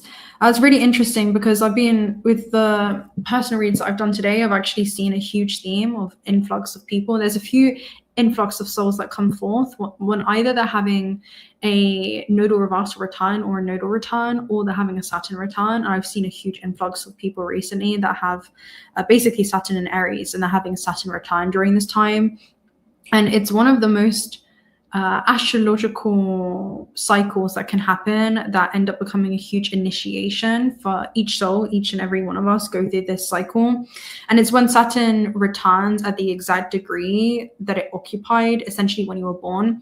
And so the first time you experience a Saturn return is roughly between it can kind of dance back in retrograde. It depends. You might be like 29 to 30 or 28 to 30, kind of like around that period. And the first Saturn return, I would say like 27 actually. I was seeing people 27 to 30 years old. And the second can happen when you're around 58 to 60, and then that's more of a maturation that can happen. And Saturn rules things like karma, right? So cause and effect, where you find yourself in a certain effect of your life because of conscious or unconscious causes, and you understand deeply a lot of the times where those ancestral themes are and new programs that you're implementing into the system. And so Saturn rules things like structure, where we're being called to mature in a certain area of our life. So it usually comes with taking a certain level of responsibility. For the Aries Saturn nators, it's been a lot about, independence, autonomy, especially with Chiron and Aries right now. It's a lot about fighting for the right to kind of be you and creating this new mold or identity. It really depends on, if you're an Aries rising, for example, it depends on what's aspecting you, what's happening in Saturn, where it is, and what house it's in. It's going to tell you what part of your life this is going to be aspected in. Like it may be 6th house and you may have it in your day-to-day routines. It may be 7th house, I've seen with a lot of people, and that's a lot of karma that the soul's chosen to experience through partnerships. So that could be anything to do with like romance, platonic, it may be business, right? It could be a Saturn return on your identity and you go through like a huge shift, but there's some kind of maturity that creates a long-term foundation in some type of area of your life. So it could be like deep lessons. Saturn is the part of us that accepts challenge in order to gain wisdom. So you could have it in your 11th house, for example, of like friends and networks and communities. And you may have felt like you've had a hard time finding like a soul tribe or a stable friendship group. And so your social groups will go through this evolution, especially during that period. And so it often marks the end of an old identity or version of self that you've been in some area of your life and the beginning of a new one. And it's because it tends to expose or break down things that are unstable, anything that's unaligned with you, or anywhere that you've been avoidant in some type of area of your life, or you've built from a level of just decoherence, right, or survival into just deeper authenticity. Saturn wants you to rebuild this area from the ground up. And so it's the taskmaster where he doesn't grant you what you want automatically. He works through you. Okay, that was download that came through. He works through you as you streamline this energy in this area of your life to essentially break down something to build it up so that it's going to become lasting, right? So that you can actually experience success in this area and you can reap the rewards of your efforts. So he gives you what you want, but he requires for you to experience this through the theme of time, because this is the Lord of time. So you could experience this as career changes, especially if it's in your 10th house, or certain aspects you could have. It could be relationship endings or commitments that end up happening. There could be relocation, right? Maybe this is in your 9th house. Or identity shifts. It could be a maturation that happens in something in 9th house that you study and then you end up teaching, right? So it can be a maturation of you kind of maturing into this new role, or a new role that you'll take on in some kind of area of your life. It could be your relationship to some type of area of your life, but it's usually a responsibility that increases. So you could go through that in your 10th house, and that's also a house of becoming a parent. So that could potentially be stepping into a new authority figure of some kind. But usually you're confronting some kind of fear or limitation that you have that leads to a deep revelation of purpose. Like that area of your life has a deeper purpose to it. So it kind of compresses your awareness and streamlines it into a certain layer of your reality or area of your reality where there's a lot of focus, there's a lot of effort that's going to be required, but ultimately it's an initiation that allows you to kind of master this area of your life, right? Saturn is the elder, so he kind of comes in with someone that allows you to cultivate more life experience in this area of your life. So yeah, are you unconscious to this area of your life? I would invite everyone to understand where Saturn is aspected in their chart. That way you'll kind of know what you're in for. You'll understand how to better navigate these themes. But anywhere that you've been avoiding, anywhere that you've kind of been dependent on others or unconscious during that cycle will be revealed to you. But it's just so that something more aligned can emerge by the end of it. So, you know, I've seen, and usually there's a retrograde period before he enters into your sign. So he'll enter into your sign, retrograde back.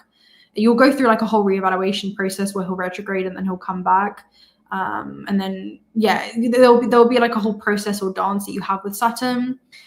And yeah, it's not something to fear. It's just something to work with, right? It's like you're working with this element, you're working with this ally.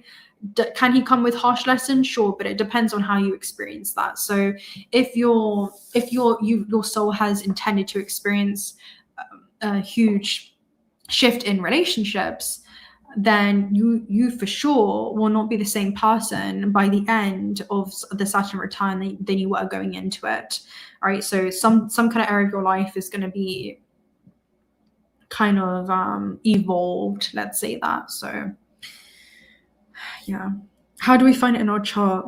I would recommend going on AstroChart. It's a free website. So if you type in if you have your birth time, that's going to be better. Your birth location, your date of birth, and your birth time. And then I like to use the whole sign house system on the ascendant axis. Okay. So the ascendant is going to be right there. And then from there, it's going to allow you to see the whole sign house system, not Placidus.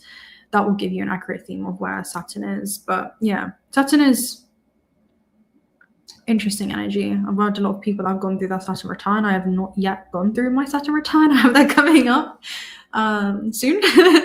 So I actually could see myself, and this is the beauty of astrocartography as well. I lived on a Saturn line. I have my IC Saturn line in Egypt, and that's somewhere that gave me a lot of structure to work with those themes. I got a feeling for what that would be like, things that would anchor me in my day-to-day routines just because of the nature of where I have it.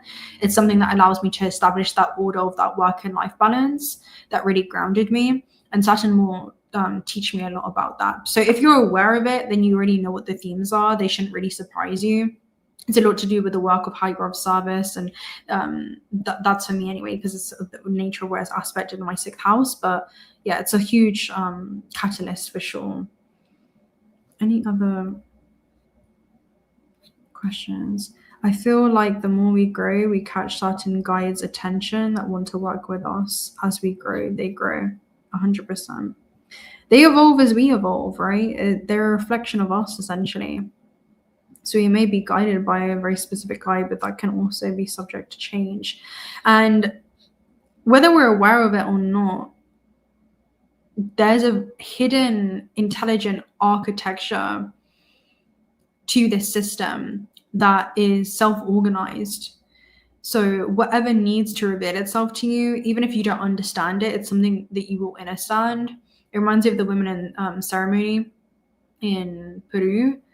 And she drew Thoth in her drawings, and she didn't know who he was, right? She didn't know, but clearly she knew. And I told her, you know who that is, right? She was like, I don't know who this is, but he came to me in ceremony. And then I told her who it was. So she was already tuned into the field. And these are, again, collective archetypes, essentially, that have been established as points that within the field that we can return to and connect with at different points in our journey. So yeah, we did a whole teaching on this anyway when we talk about the truth of spirit guides. You can find that in Transcendent Teachings. Can you talk about the 13th constellation of Ophiuchus? Ophiuchus I actually have in the Transcendent Teachings playlist, GT you can find that. I think it's called let me see. I already literally have a whole video on it. I talk about Ida and Pingala and the 13th constellation and the fact that we all have Ophiuchus in us. We all have all 12 zodiacs. That's a thing, to every degree, every house, every angle. Transcendent Teachings, that is going to be the Who Are You? You've Been Hidden. And it talks about how powerful you are. It's the reading that says, who are you? You've been hidden in plain sight. Secret 13th zodiac of Ophiuchus. So you can go ahead and watch that. I have 222 comments on that, which is beautiful. So clarification for anyone else that wants to learn more about Ophiuchus. But it's the 13th constellation. I think it's in my 4th house. Is that what sign is it in? What's your rising sign, Lotus Minds? Mindset.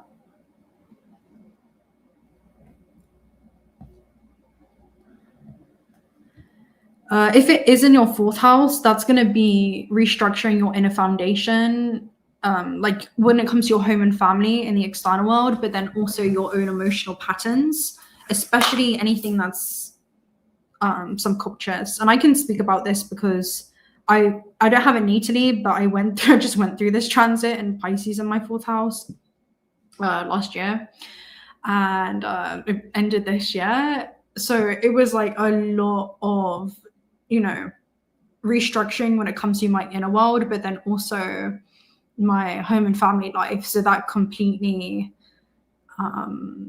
transformed, essentially. Like that completely transformed. But anything to do with like your roots, also your relationship to your past is a lot of 4th house themes. So that would bring themes of kind of belonging, safety. There could even be inner child healing that you go through as well, but some type of maturation where you understand that home is truly where the heart is. It's usually an internal sense of stability that you're able to ground.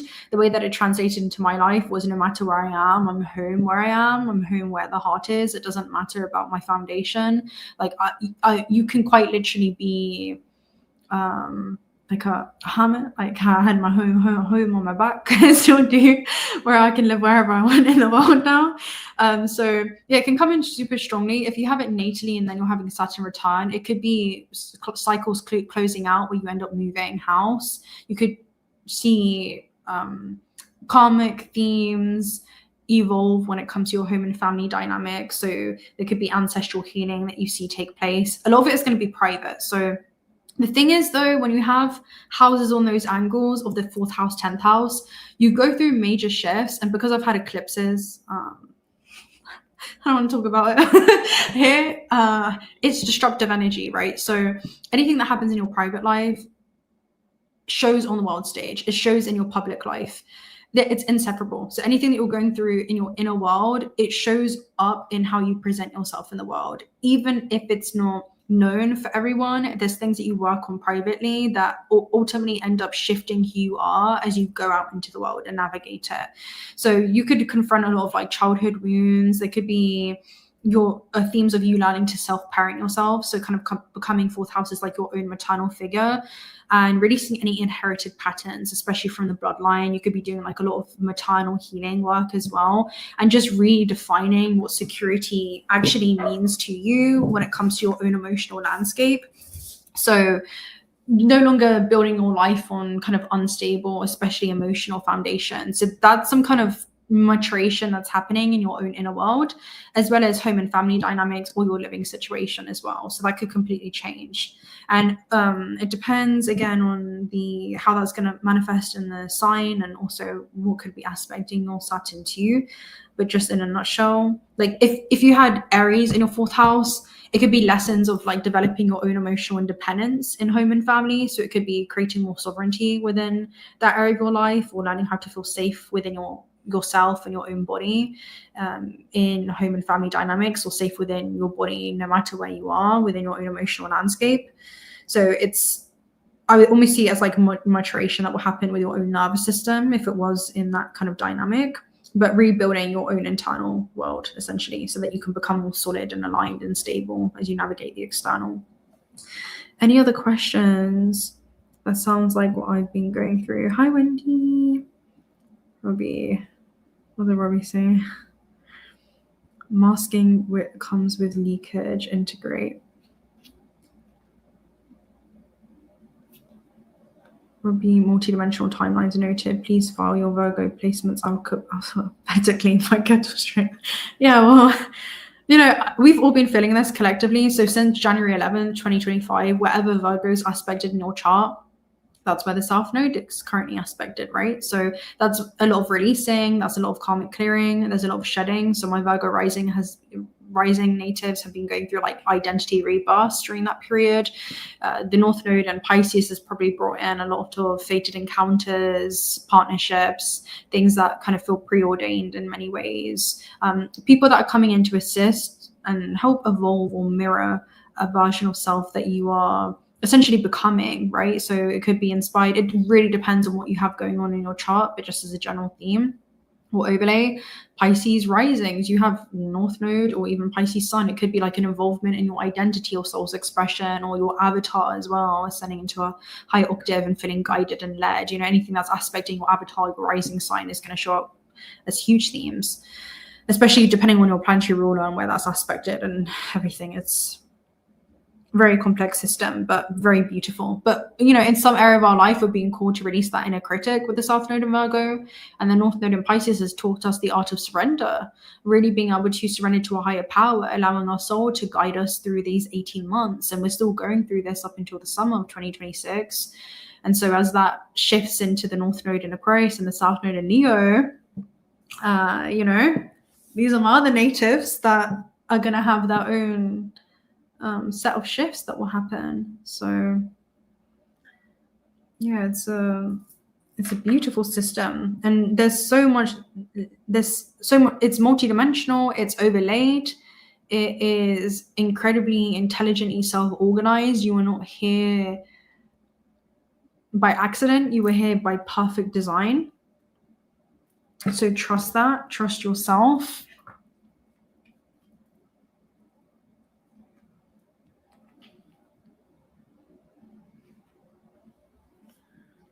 Any other questions that you guys may have before I go? I'm going to charge my phone because I'm going to go and train after this. And what do you think of those who find it easier to live in darkness, surrounded by that which dwells there too?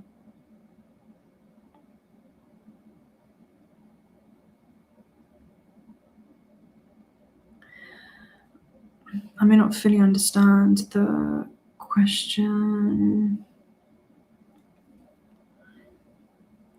Easier to dwell in darkness.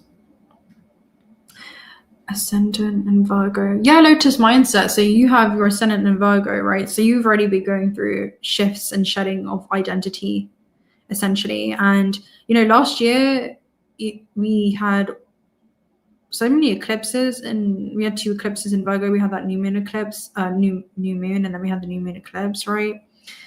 So huge shedding when it comes to your identity, and then also the rebirth of, as you ascend into a high octave, you'll also see that reflected in the partnerships that you begin to attract into your experience. And you have Black Moon Lilith in your first house. High five, sister. I have Black Moon Lilith in my first house, but not Virgo rising. But there will be a strong pull towards you, or strong aversion. There usually is no in between. Black Moon Lilith rarely lands as neutral in the first house. Black Moon Lilith is essentially the original Eve from the Garden of Eden, and so she didn't want to conform to the rules, so she was exiled and left as this invisible point within the solar system that she orbits. And so she represents the part of us that felt like an outcast. I actually did a video on this Lotus mindset on my Transcendent Teaching playlist, and I'm sure I actually went through each of the houses and the signs, and it has timestamps specifically for Virgo and the first house of Aries. So you can actually, I recommend to watch that as well. But yeah, she represents a part of us that's taught that we'll feel shame, or that we're going to be rejected if we own this version of self that's in the first house, if we embody it. So that would be Virgo themes for you, of being analytical, being able to kind of dissect things.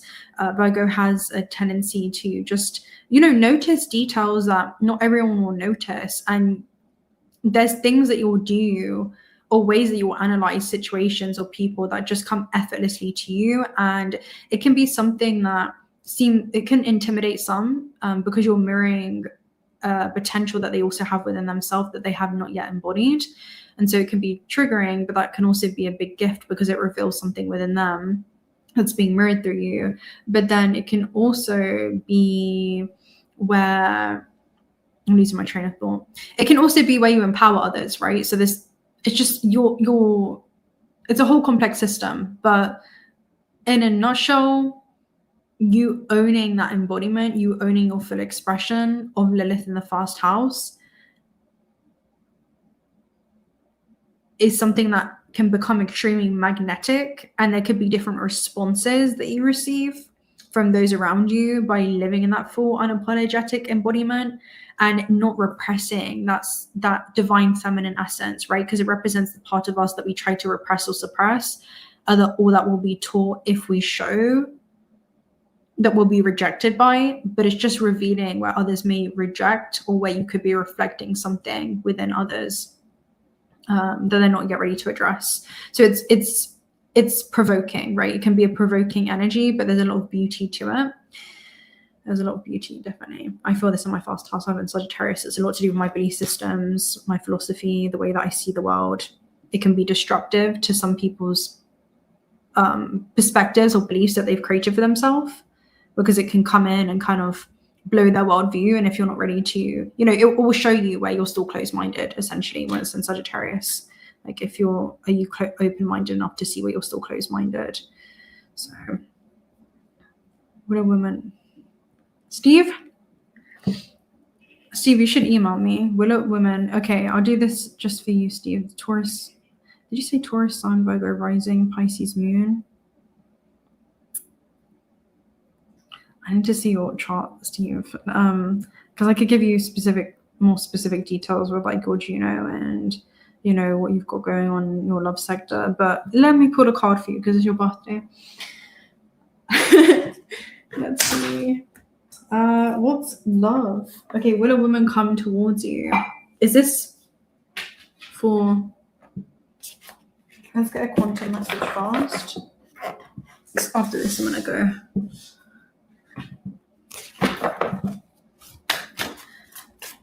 What's the field like, Steve? We're all invested, Steve. geomagnetic storm. Okay, so this talks about cosmic ripples, and then you have expansion. So there could be some kind of transmission that you're sending out into the field. I'm going to read geomagnetic storm real quick, and then I'm going to get an energy for you. I'll do a quick love reading for you. Disturbances to the Earth's magnetic field caused by shock waves. So it talks about connecting with yourself in a nutshell. So that's super interesting. Solar storms. There could be something around solar storms, because solar storms end up creating, they basically send destructive signals on Earth. But when I talk about destructive, it usually leads to the expansion or intercommunication that happens when it comes to our life on Earth and that of the source. So it's telling me that there's something spiritual that's happening in the ascension within your own sovereign journey and the sovereign journey of this individual. Okay, let me take a quick reading.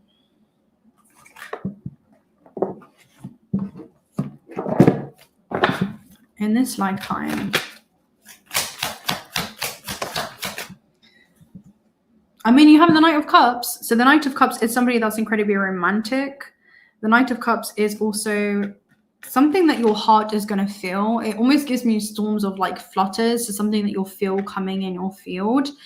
Also keeping yourself open and not closed off, because the Knight of Cups can also be somebody that dreams, but then they don't take any action in the physical realm to make themselves visible for this partnership to find you in any way. Okay, so that would be your first message there. But Knight of Cups is definitely, it's somebody that comes towards you. It's very romantic as well when it does come in. It's someone that's very affectionate, right? That like write letters, poems. They got picnic under the sunset. You know, it's very it sweeps you off your feet, but something that's unexpected, right? When we talk about the storm. It's most probably going to be someone who's gone also through, they could be earth sign elements. So it could be a Taurus, perhaps Virgo or Capricorn. You have 10 of Swords that came out with that. So the way you're going to identify this person is they've most probably gone through some type of ending in their life, some kind of heartbreak, but psychologically, they're just ready to put it behind them and fully move on. It's somebody that's integrating some type of wound and is on their way towards an ace and like a brand new slate. So it could be someone that's coming out of potentially like a long-term partnership, a long-term relationship. They could have sensed that something better was on the horizon. It feels like something that was already kind of done and over with, although it could have come with a lot of like grief and betrayal. Queen of Pentacles, the 10 of Swords. It's someone that knows the longer that they hold on to something that's not for them, the longer that they postpone something from coming in. So they would definitely sense that you were in their field, but again, it's about the application of the free will of that individual. But yeah, you should, I would say, yeah, Steve. If you're open to it and you make yourself visible, there's definitely something in the field that's coming up there for you. Yeah,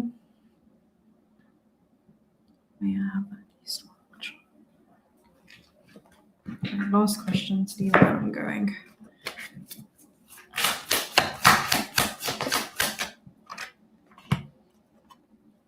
You have Queen of Wands, so that would indicate a yes. It would be some kind of fated encounter or meeting. It would be something that I don't feel like you see coming, though. It's not something that you necessarily plan or expect.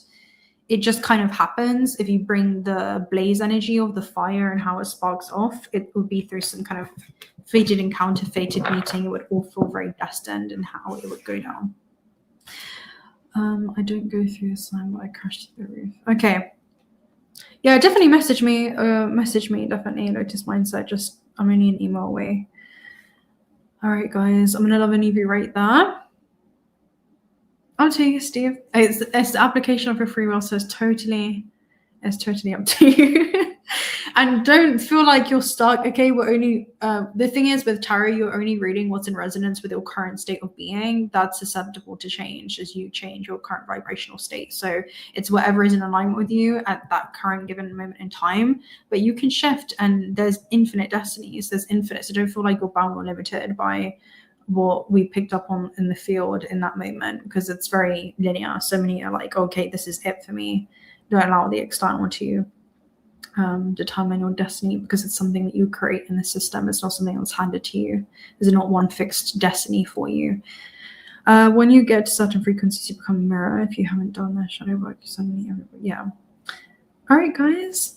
Well, thank you so much for joining me on this Pluto retrograde video. I really thought it was just going to be a quick one coming on here. I guess I say that every time, but it's such a beautiful exchange that I enjoy immensely. So yeah, thank you so much for the interaction. Thank you so much for your beautiful comments and insights, and for the work that each one of you are doing. Again, the main takeaway is just stay grounded in yourself. Remember this message. It may be something that you want to kind of play back as more time unfolds and change happens across the timeline. Since there will be a lot that we'll be observing in the system. And remember it for what it truly is. Remember you for what you truly are. And it's one single being experiencing itself over and over again, running into itself over and over again. So yeah, we'll get on here again at some point, hopefully do a beautiful meditation and dive in deep. Yes, speak soon. I'm wondering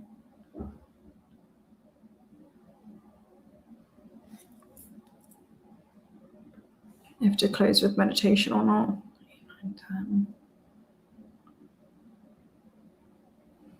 Or we'll come on here and we'll schedule a meditation. I'm going to an iboga retreat. Beautiful.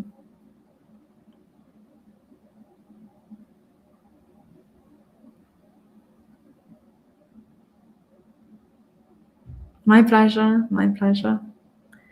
One awesome collective here. Yes. You guys are awesome. I have no words. So yeah, I'm wondering if to go into meditation now. Oh.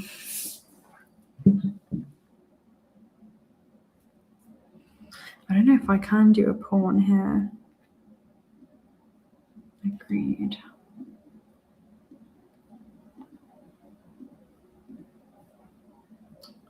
Flip a coin. I don't know about that. Let me see if I can get on the live and I'll do a quick poll. But if not, we'll jump on here soon and do a live activation. Really, I just came on to say hello and send this message.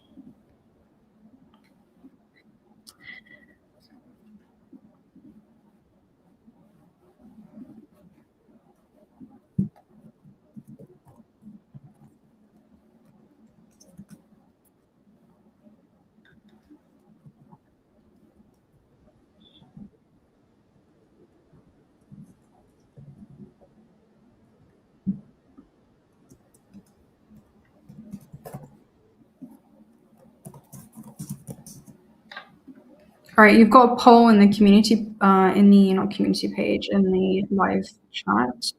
You guys should be able to vote. Let me know if you see it.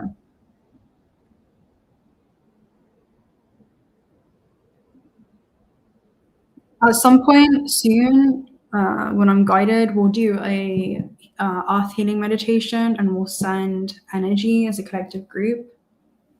And then at some point, I'm going to set up some telepathy classes for us to dive into as well.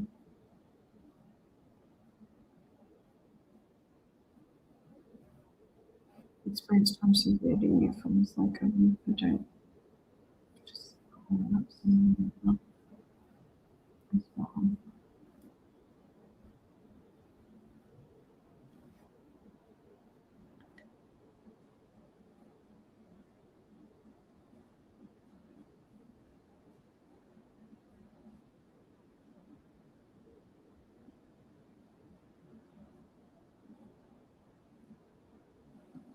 All right, I'm going to leave that for another minute, and then the majority will determine the timeline.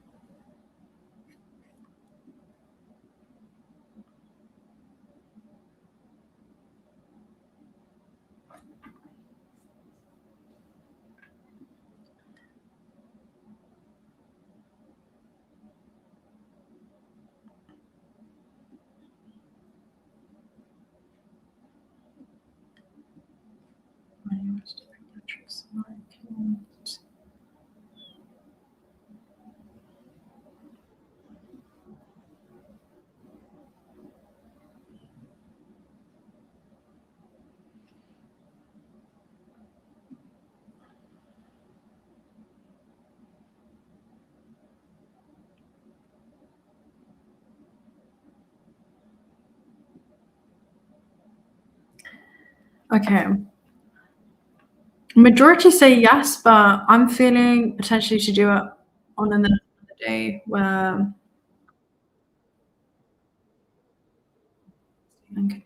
good.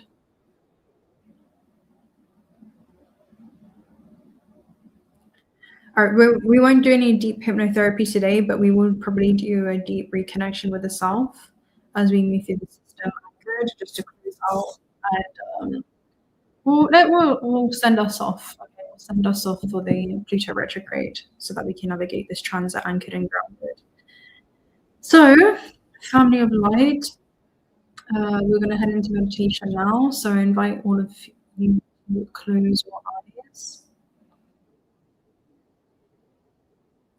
Your attention towards your breath. Breathe in and take a deep breath down to the base of your spine. Breathe all the way into your belly. And with the out breath, send the energy to your spine, up your crown, and connect to source, becoming lighter and lighter.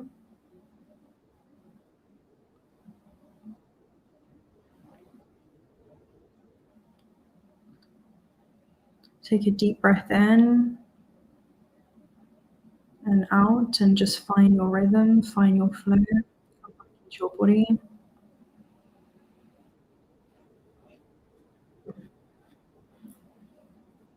And create a grounding cord down to the center of the earth. This is going to be the entire circumference of your body. Don't allow it to be something that's super thin or frail. It's a powerful grounding cord. And you can see it through your awareness, through your imagination being created and anchoring into the grid system of this planet. This is something that connects you to Gaia. It's the umbilical cord that connects you to Gaia as an extension of her. You are a creation in which she's birthed as an extension of herself. You are inseparable. She experiences herself through you, walking upon her.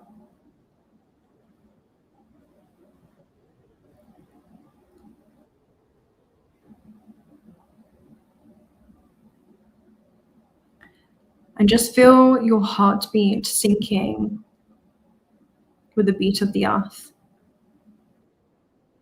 coming back into full coherence.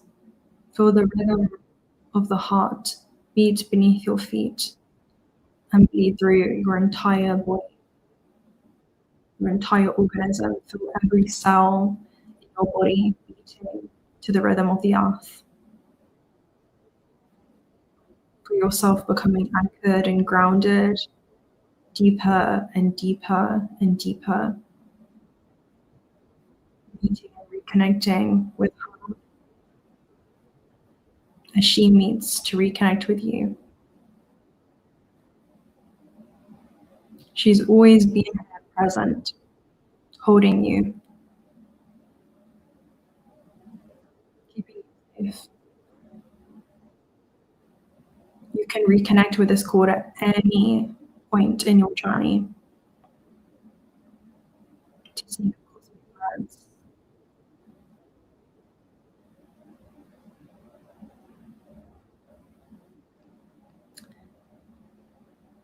Now see the bubble around your field. This is going to be a full 360-degree multi-dimensional bubble. So I want you to scan your field. It's something that's already around you. You're just gently redirecting your awareness towards it. So you can scan above. Just make sure that there are no holes or tears. You want this to be a very strong and impenetrable bubble. So we're just repairing any imbalanced exchanges, any debris that may be in your field. And you can scan on the top of your body, on the front. That's going to be masculine. And any debris that you find in your field, you can clear it with a tool of your choice. Any element that you want to use, you can send it down your grounding cord to the center of the earth.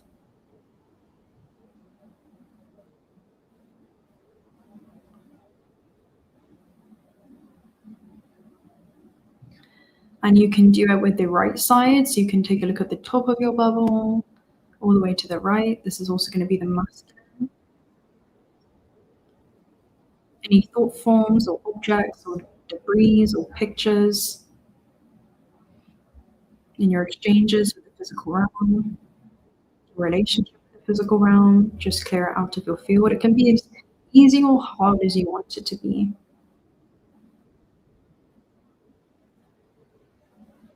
Sometimes it helps to remote view yourself so you can see yourself from an aerial perspective and the bubble around your identity or avatar that you're playing in.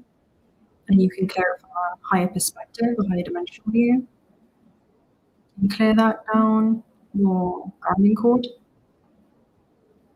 like a vacuum, bringing it to the center of the earth.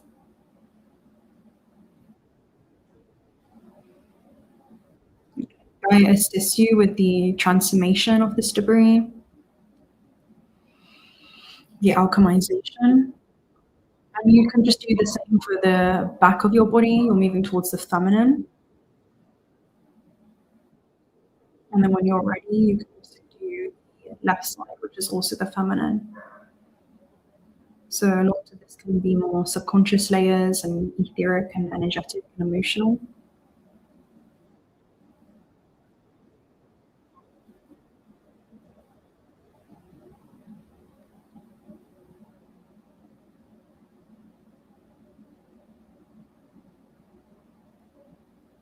And when you're ready, you can just feel that vortice running. So we're going to send up this green, rejuvenating, cooling life from the center of the earth all the way up our grounding cord.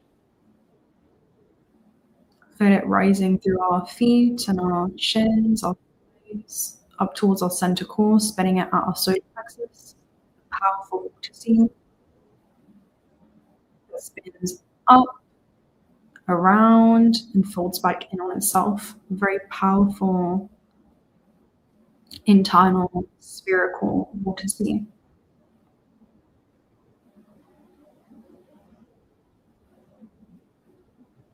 And you can feel that holographically projecting in the bubble around you. It's also a very powerful bubble that you have that's holding the frequency of the earth that you hold within you, and it projects in the field around you.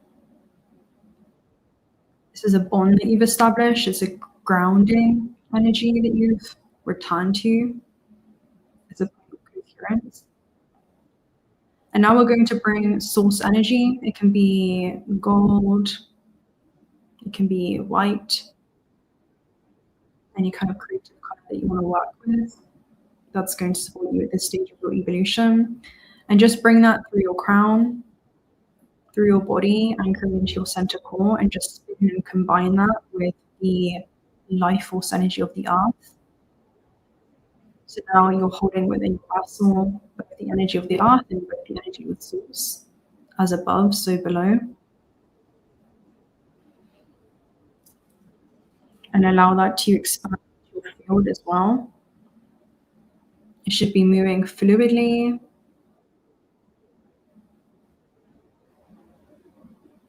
But just take a moment to admire the architecture in your field. There could be a different design. There may be different guides that you're able to see now as you clear that debris.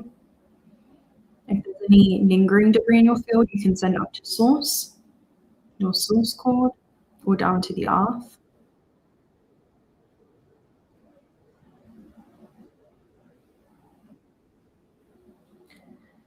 And now that you're grounded and back in your body, I want you to feel the strongest emotion that you have had within the last 24 hours. It might be the last 24 hours or the last week. Something that really comes to mind. It will usually reveal itself to you as a sensation. It's okay if you can't determine what that sensation may be, but your body is going to be speaking to you. could be a certain chakra system that contracts. There could be an area that feels suppressed, or there could be some kind of discourse or dissonance.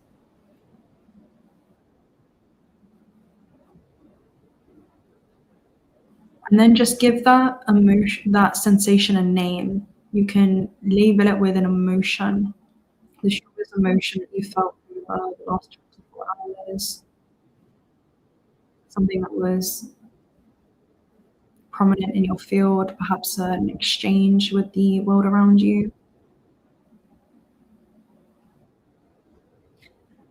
And once you've established what that is, feel the next sensation that emerges. It's going to be the emotion behind that. It will be a different sensation. Just take a look at the primary layer. Now take a look at the secondary layer. Notice in your body what shifts. It could be a different area that contracts. Just feel into that sensation.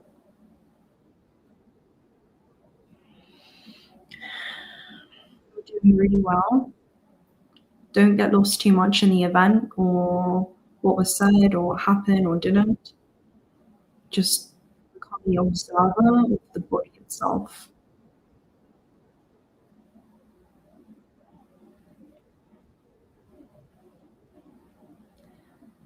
When you've labeled that emotion, move towards the last layer.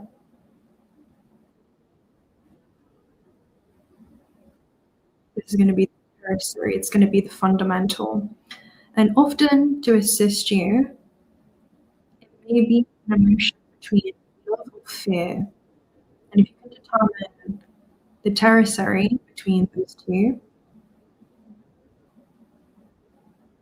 you'll notice a part of the body begins to speak through sensation. Don't get lost in the experience of the sensation. Just try to observe the sensation, allow yourself to feel it, enough to locate it, and understand that those emotions are going to be informers.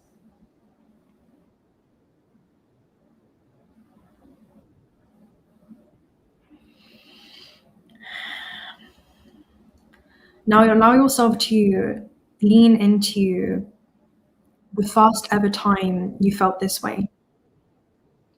When was the first time that you felt this emotion? You notice a whole database of memories will open up. It could be more than one time within the coordinates or space-time that you will be navigating. Usually will date back to something from childhood. You may even go as far back as your mother's womb.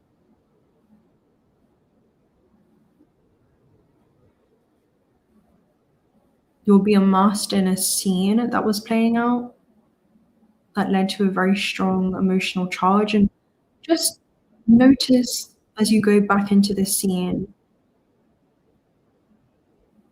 what you were feeling, what was transpiring, and what had led for you to feel this way.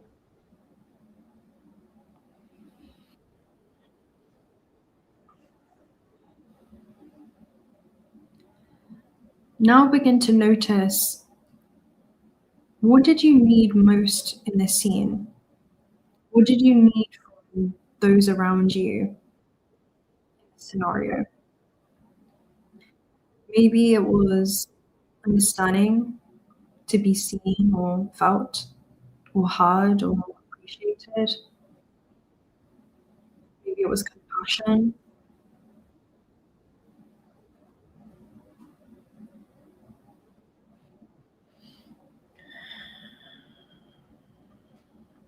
Just establish what it is that you needed from the other.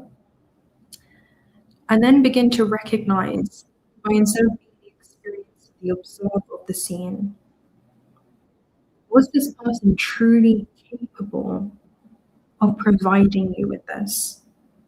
Truly. Just put yourself in the shoes of the other and recognize what was going on in their internal landscape.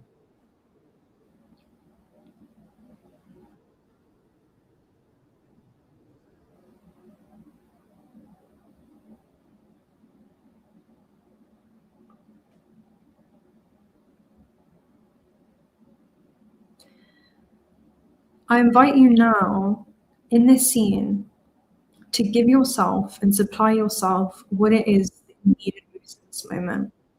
So feel this vibrational sensation in the memory. If you needed compassion from the other, then give your younger self that compassion. If you need acceptance, then provide that for yourself.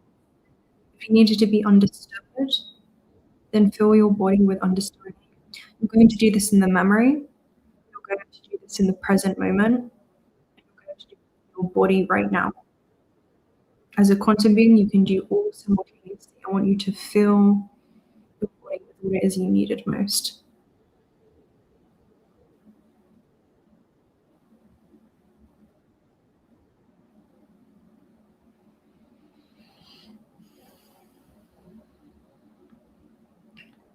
As you do that, notice how your posture shifts, your energy changes. Notice what it is that you feel now, the transmutation of that emotion. Identify that with an emotion. Is that emotion peace or harmony, unconditional love, maybe gratitude for the reconnection to the self? Establish what this is. Transmutation from dark to light.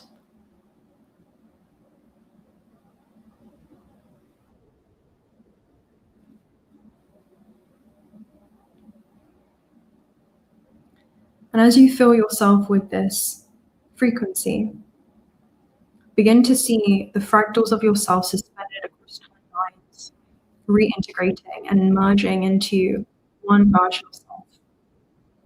And see that version of self in front of you.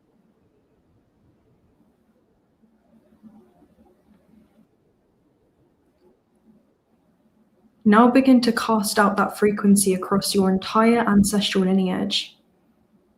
And notice how those patterns were actually being repeated. And fill the lineage with that frequency. You can establish a color with this frequency of emotion. So if you needed acceptance, maybe you'll tune into green, and you're going to feel the frequency. You're going to feel the lineage with that frequency, that color that you've created that connection with. Maybe it's more confidence or acceptance, and you want to use yellow or blue. You can utilize that creative color and feel the lineage with that frequency. Notice how their patterns begin to shift. Perhaps they're shifting the way that they see themselves and the scenarios on Earth and the way that they're navigating it. And allow that integrated version of self to step back into you. Merge with it, hold it, allow it to evolve. Notice how you shift.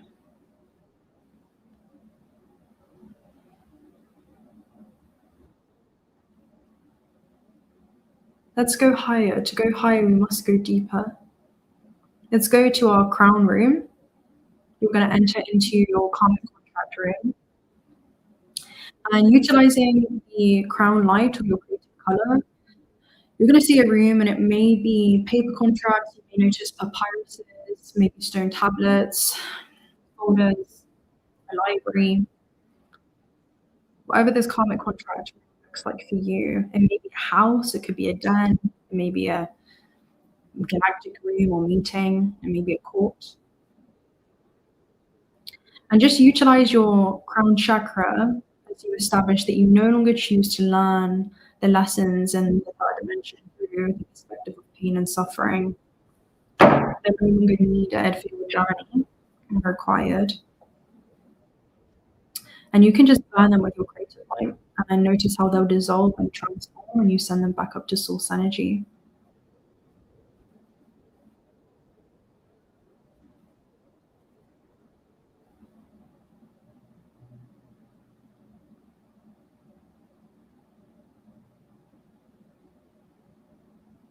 What you're doing is neutralizing your relationship to the matrix.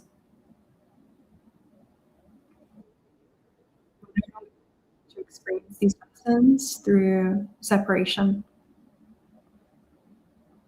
You're extremely connected with yourself amongst these changes, exactly what it is that you need, what it is that your body, your vessel requires. As you move through the system, you can now go into another room and just see shadows. You don't have to see faces, it can just be shadows and figures of people that you had these exchanges with, characters that have played a part in your story, and you can just gently dissolve them with your crown light, just from a neutral place. Just anything that's no longer with your highest expansion, things that have served a purpose but no longer do moving forward.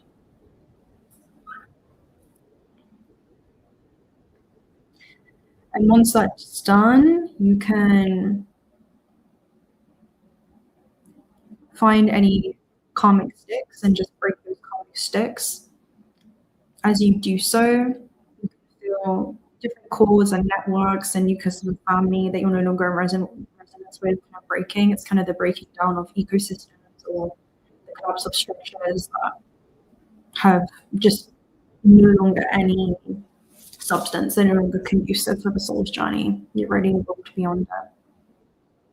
Just gently break down those systems to allow new ones to emerge and allow them to transform into something that's going to benefit you at this stage of your soul's evolution. You can burn those sticks. You can actually utilize the fire element from your hand. This is the beauty of being in this realm. You can utilize your imagination.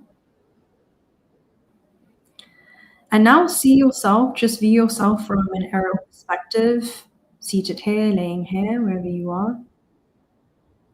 And just see the field around you. Allow it to move very, very strongly, prominent, bold. You can expand this field to the whole circumference of the earth, to the universe.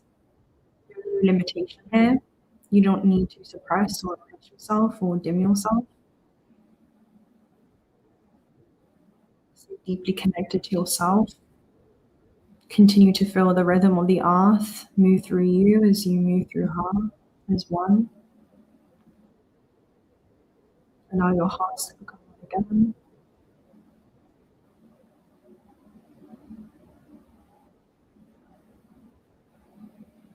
Feel source's energy move through you with your source cord, incarnating all the way through your body as a pillar of light down to the center of the earth. And create this incarnation, allow it to expand. That's your y-axis. Now create your x-axis. It's going to run through horizontally your center core through your solar plexus. It's going to extend like a line to the edge of the earth, all the way around. It's going to be your grid center. So creating this x-axis, this y-axis, like an incarnation cross that you're at the center of. This will assist you in seeing things from a 0-point perspective as you move through the system that you've created and immerse yourself in.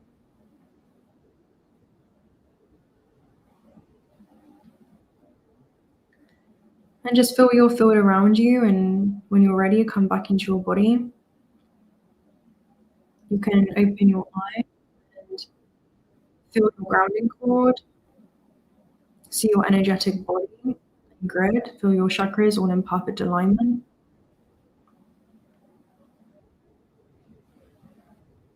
See the holographic structure and construct for what it is. Remember yourself as the formless being moving through the life.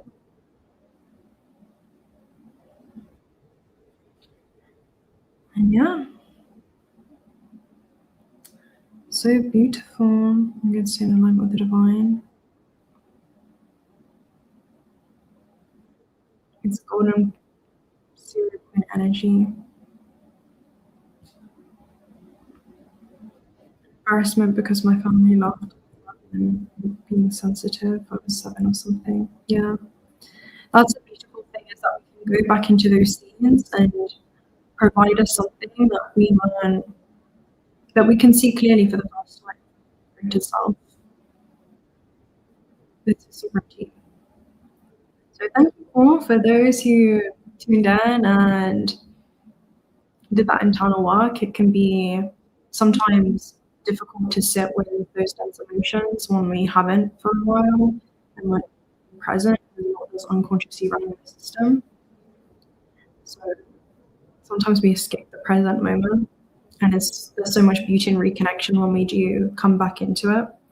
So I'm gonna love any of you guys right there. It's late into right now, so yeah. Thank you so much, and I hope to do this again very, very soon.